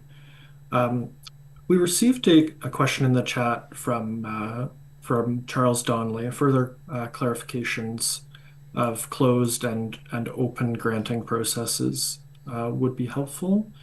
When we refer to the granting process being closed over the last few years, we mean that it was not possible for new applicants to apply for grant funding from the regional level, that the grant funding that was taking place was legacy grants to communities, to community ministries and to some congregations that were doing outreach work. So what we're creating is the mechanism by which congregations throughout the region, including St. Luke's, both for potentially for program funding and also for capital upgrades, for example, and any number of the other congregations within the region. Because the grants committee has been working to discern around the grants that have been made to those legacy groups. They have capacity, they've got time and energy, they've got a framework in place. And so our hope is that we would be, were this proposal passed, passing it on to the commissions and committees of the regional council to implement quickly. And then presumably we would be publicizing a grant application process. We would be advertising that through all of the channels we can possibly advertise it, and then having opportunity and invitation to those congregations to get those applications in so we can start really investing in those congregations and the work that they do.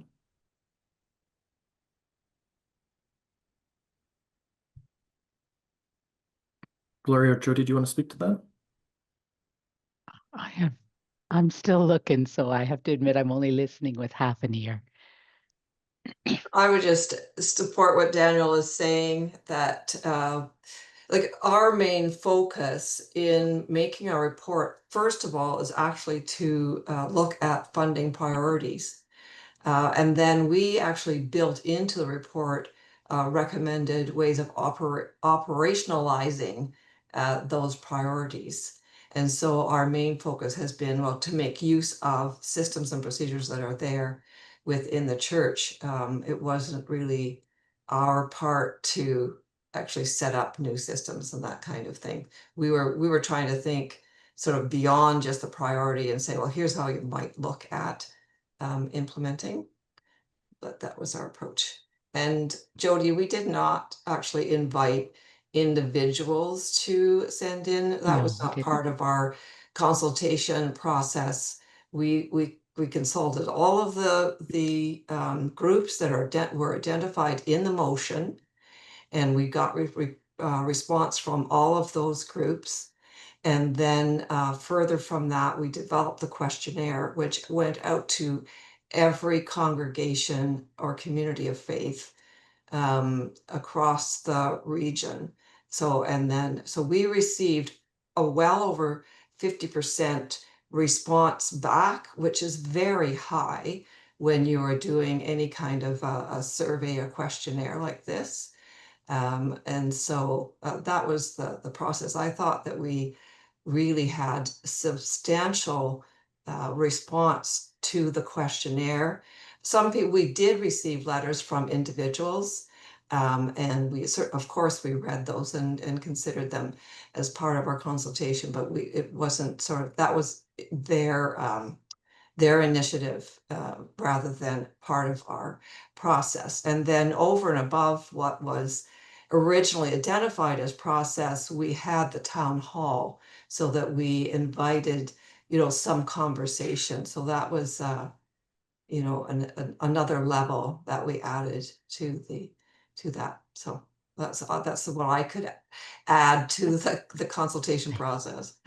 And that's helpful. And I actually have found the statistical analysis we did. So we broke it down in a number of ways, but 35 responses came from congregations identified as being in the GTA.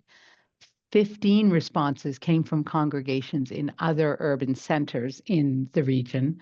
9 responses came from congregations in rural areas. 2 responses came from camps. 3 responses came from community ministries. 1 response came from a mission. 4 responses came from United Church corporations, and 11 responses came from recipients of other grants through Shining Waters. So we had quite a diversity of responses, which I think is important in giving us a fulsome picture of the folks. President, we're getting a number of questions in the chat about when the vote is going to be held. When will the vote regarding this report be held, today or tomorrow, following the discussion and decisions on the proposals? Will such a vote affirm or deny the recommendations? May we agree with the report but disagree with some or all of the recommendations? And point of order, should the vote on the approval of this report be moved to after the vote tomorrow on the proposal from Dalston Crown Hill? So maybe we could get some advice from Beth. I was just going to say, we have a parliamentarian. Beth Moore, are you in the room? Can you raise your virtual hand if you're here so you'll jump to the top?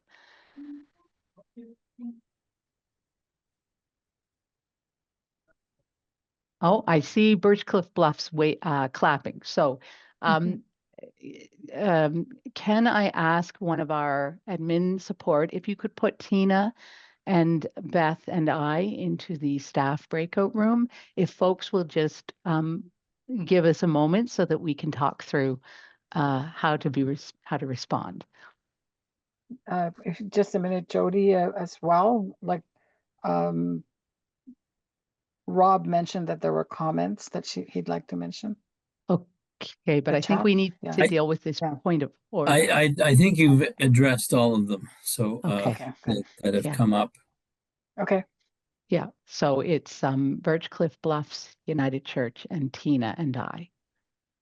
Great. Yay, here we are. Oh, we're not in there yet.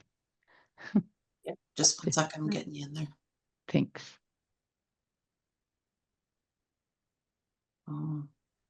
It's saying if I open all the rooms. I need to know if Kim, do we need to keep the same rooms from tomorrow? All the Yes, rooms? Andrea is going to be fixing some of them so that they're more equitable. Problem is, it's giving me only the option to add open all rooms, and I'm afraid the whole meeting will stop. Sue, you can erase all of that and I'll redo it tomorrow. It's not a problem. Okay, thank you.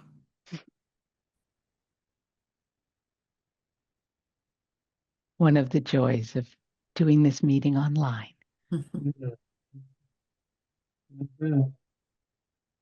There's Beth. Beth has her name, so she's easier to find now. Thank you.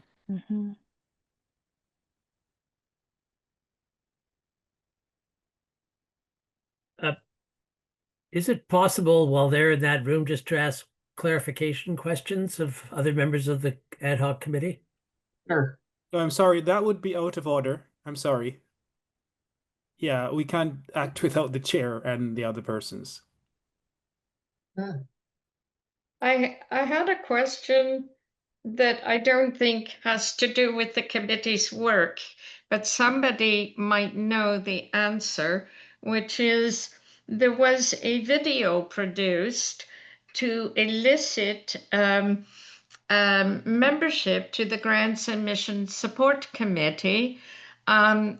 It was disseminated to the various members of all of us would have got a copy of, it was trying to beat the bushes, I think, to find new membership for that committee.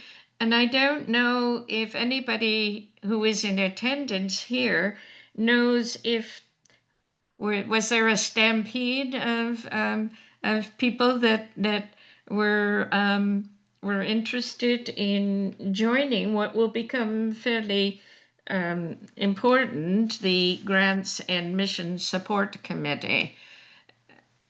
Daniel, would you know? Would you know about that? Victoria, Diane Matheson Jimenez here. Hi.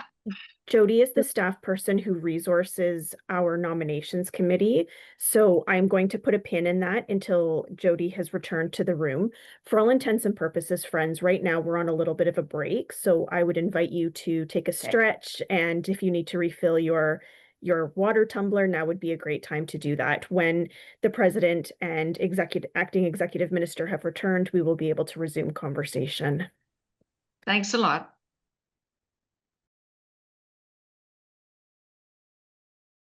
I think we're all back.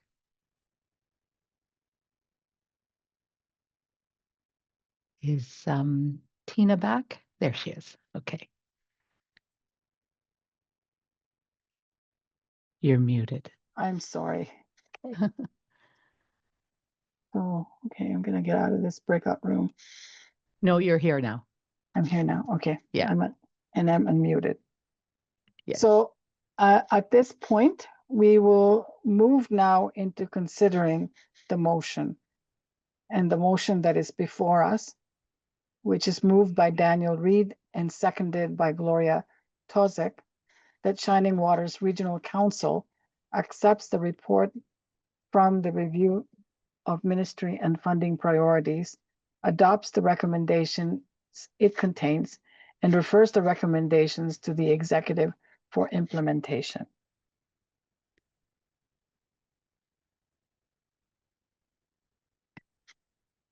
So then, Sue, if you can scroll down to the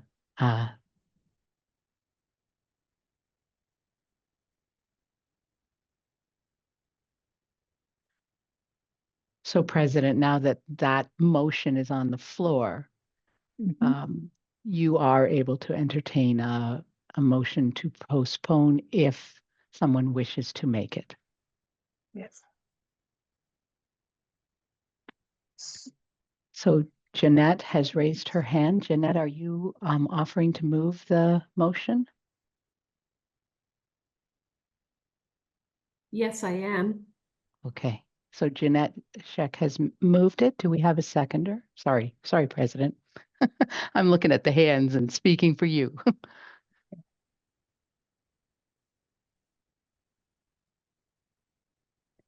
I see Victoria Stewart. as a seconder. Great. Thanks. So we have a motion that is moved and seconded. Is it now time to do the poll to vote? The vote? Yes. Yes.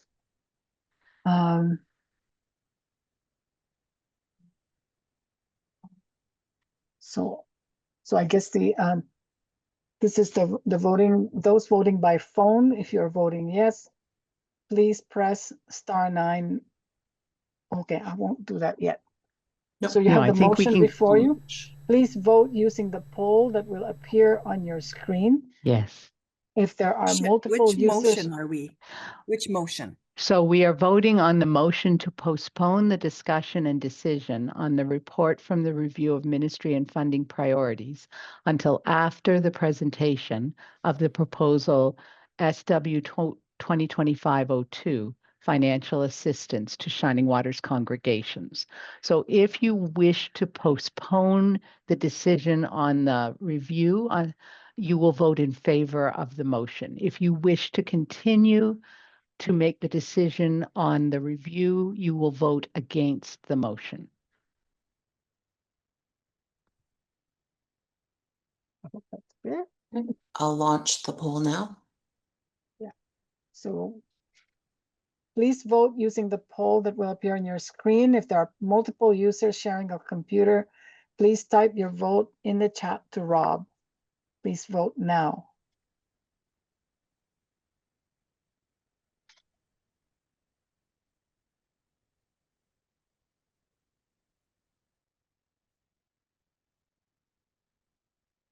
The votes are counted. President, we have 46 for, 14 for against, and 5 abstain. Hey, do we have any phone votes? We do not have anyone I on the don't think phone. so, no. Okay. So the motion is carried. Thank you for your vote.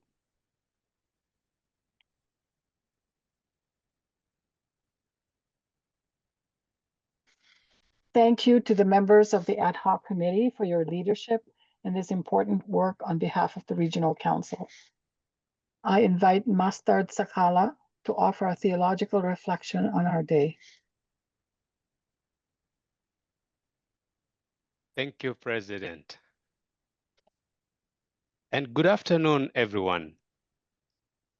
Allow me to express deep gratitude to the executive of Shining Waters Regional Council and to all the staff. Thank you for the leadership and support that you provide to this region.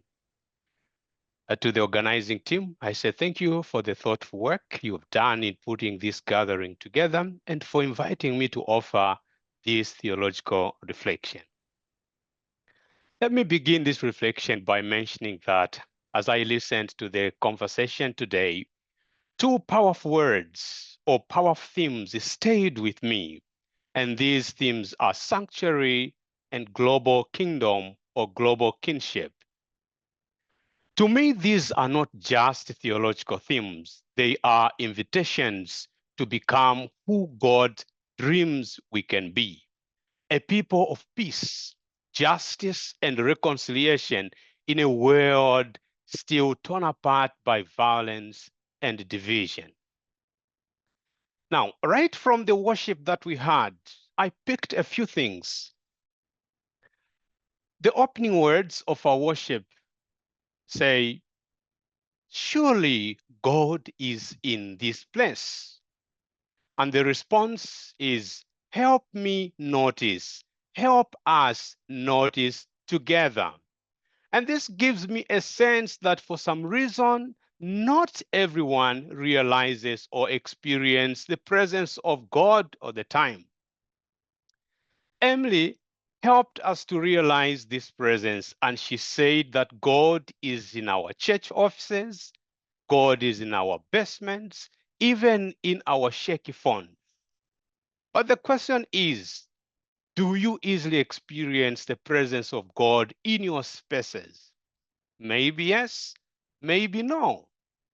And the reflections that were given during that worship They have challenged us that being a sanctuary is when we stand in solidarity with those devalued, those considered unworthy, and all the vulnerable all over the world. The reflection also was calling for us to live as a community and inviting the poor into the abundance, because sanctuary is seen in crisis. There's one particular story that I listened to. I hope I'm going to get this name correct. Shadia. And this story is about the people in Gaza. And Shadia says the people of Gaza, not only do they want to survive, but they want to live. And they are desiring to have an experience of a sanctuary. Now, in the context of these stories, then what is a sanctuary? Then I realized when I was listening to these stories that I understand this subject as an African, even as an immigrant, as a person of color, and as someone who found home within the United Church of Canada and who joined this church through the admission process. And my journey here across oceans and cultures has shaped how I hear God's voice. It has taught me that the gospel is always bigger than our boundaries, and that God's sanctuary is never limited to one people, one place, or one language. We all need this sanctuary. I personally desperately need this sanctuary. Now, as I was trying to understand this subject today, I remember that when I came to Canada, my youngest child was 8 years old. And a few months down the road, he asked me a question and he said, "Dad, why am I black?" Before I answered that question, he asked me another question. Why did we have to leave our country, Zambia, and come to Canada? Then I said, "Why do you ask this question?" So the boy said he felt lonely here in Canada because the people he thought he was going to be interacting with did not give him the welcoming presence. He did not experience that welcome that he expected in the community. And I'm wondering, yes, this wasn't a church, a church context. That was at school where he was going. But I'm wondering, looking at this, how many people might have tried to come into our spaces and never experienced the welcoming presence as expected. My son has been looking for that sanctuary that we are talking about. Now, when we speak of sanctuary, many of us picture our church buildings, the stained glass, the pews, the pulpit, the table.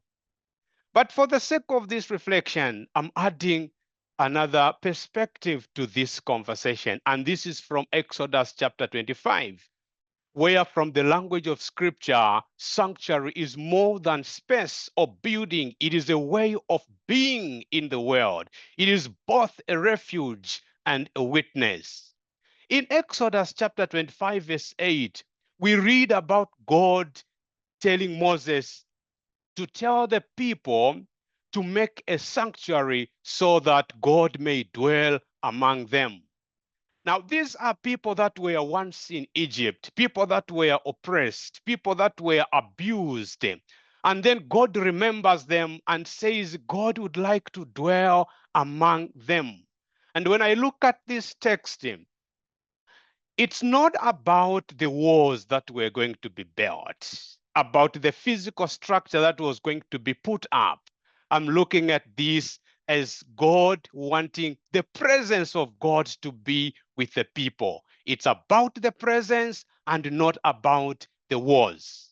Sanctuary, therefore, is not only about safety, it is about belonging, about dignity, about making space for God to dwell with all creation.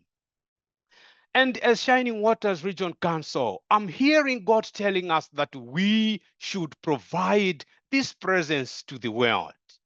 Therefore, sanctuary to me is God's way of saying, you are not forgotten. I am with you. And I'm thinking, how many people have we forgotten in our communities? How many feel they have been forgotten, they've been left out, and they cannot be remembered? This is the time as we do this reflection to know that God is very interested that we, the people of God, provide the presence of God in the communities where we live. The people of Gaza need to know that they are not forgotten, that we are their sanctuary, that we are the presence of God to them. Many other groups, many other communities that feel that way, we must prove to them that we are the presence of God. And this is what I'm hearing God calling us to do as Shining Waters Region Council. And so, in my view, sanctuary means embodying the radical hospitality that Jesus lived, the kind that welcomed tax collectors, the sinners, the hospitality that touched lepers, that fed strangers, and the hospitality that turned enemies into neighbors. So when the Shining Waters Region Council says, all are welcome, we must mean all. The indigenous survivor seeking healing, the refugee seeking home, the youth searching for identity, the two-spirit LGBTQIA+ person longing to belong, the elder fearing isolation. And in my view, sanctuary is where these stories find rest. The second theme that I listened to today about kingdom or kinship, in my understanding, it simply means living as one community, living as one body in God's world. This is a realization that in God's realm, we are all interconnected, we are all loved and called to care for one another and the earth.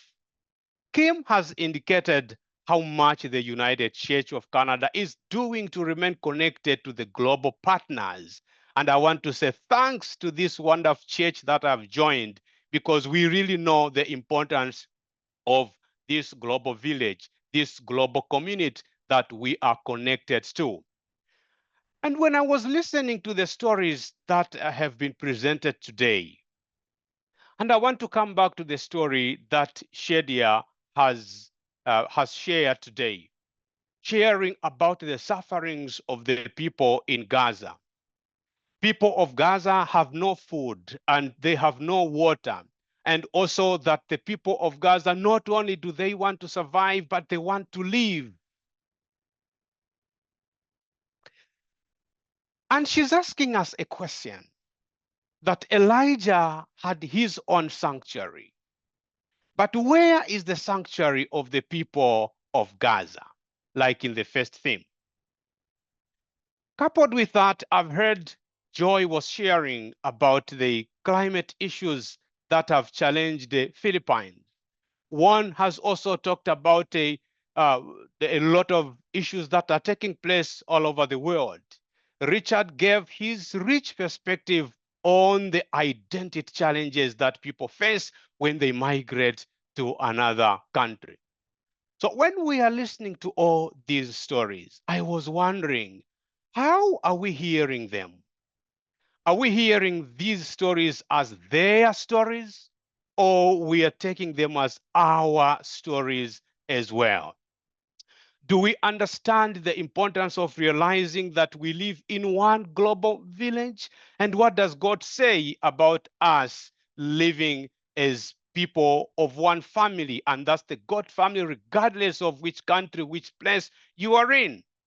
Now, I am asking myself these questions because 10 years ago, I was invited to a foreign country, far away from Africa. And when they learned that there's an African who has come, they said, yes, we want to hear what an African is going to tell us. They asked me to share about Africa and about Zambia. I was excited because I thought once I share, the story will become our story. I was wrong because in that community, it remained my story. Moreover, people even used those stories to mock me, to mock Africa, to mock the country I was coming from. And so I became now careful about who I share my stories with.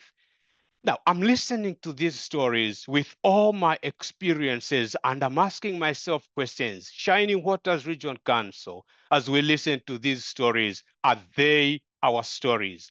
Are we considering these stories or as our stories? Now, when we read Ephesians chapter 2, verse 19, Paul writes that you are no longer strangers and aliens, but citizens with the saints and members of the household of God. And when Jesus tells the parable of the Good Samaritan in Luke 10, verse 25, I hear Paul redefining neighborliness. Sorry, I hear Jesus redefining neighborliness beyond tribe and religion. Jesus wants us to know that the neighbor is not somebody who looks like me, is not somebody who looks like you, but the neighbor is somebody who shows mercy, somebody who shows compassion. Now, we are gathered today and having our meeting. We may not be worried of anything, but our siblings somewhere, they are worried because they do not know what's going to happen the next minute. We cannot therefore ignore the pain of our siblings all over the world, including the people in Gaza across Palestine. We cannot look away from the devastation, the bombing of hospitals and schools, the death of innocent children, because this is not distant news. And as I sat and hearing to these stories, I asked myself a question. If Jesus was here today, walking the earth, what was he going to be doing? I'm sure that he would be, in one of the places would be Gaza, holding the broken, weeping with the mothers, comforting the fathers, calling out to those who use violence in his name. This is because our God sides not with destruction, but with dignity. God stands not with the empire, but with the oppressed. This is the heart of liberation theology, that God's presence is found not in palaces, but in the ruins, not in power, but in compassion. And so when we hear these stories, we must listen. Listening to these stories, not as politicians, but as disciples of Christ. So what does global kinship mean to us as Shining Waters Region Council? This calls us to, like Richard Shaw said earlier, to see globally and act locally. To realize that our worship, our advocacy, our mission, and our budgets are all connected to the lives of people far beyond our borders. And in my view, the call to be a sanctuary and to live global kinship are not separated. They are the two lungs through which the church breathes. Sanctuary without kinship becomes inward and self-protective. Kinship without sanctuary becomes sentimental and shallow. But together, they form the rhythm of God's heart, justice and mercy embracing. May God continue to bless us as we enjoy the rest of the evening. Thank you. And may the God of Elijah, who after fleeing for his life, for speaking truth to power, sated his thirst with waters from the wadi and his hunger with food from the beaks of ravens, strengthen us with the knowledge that we are not alone and our kin accompany us in our journey. Amen.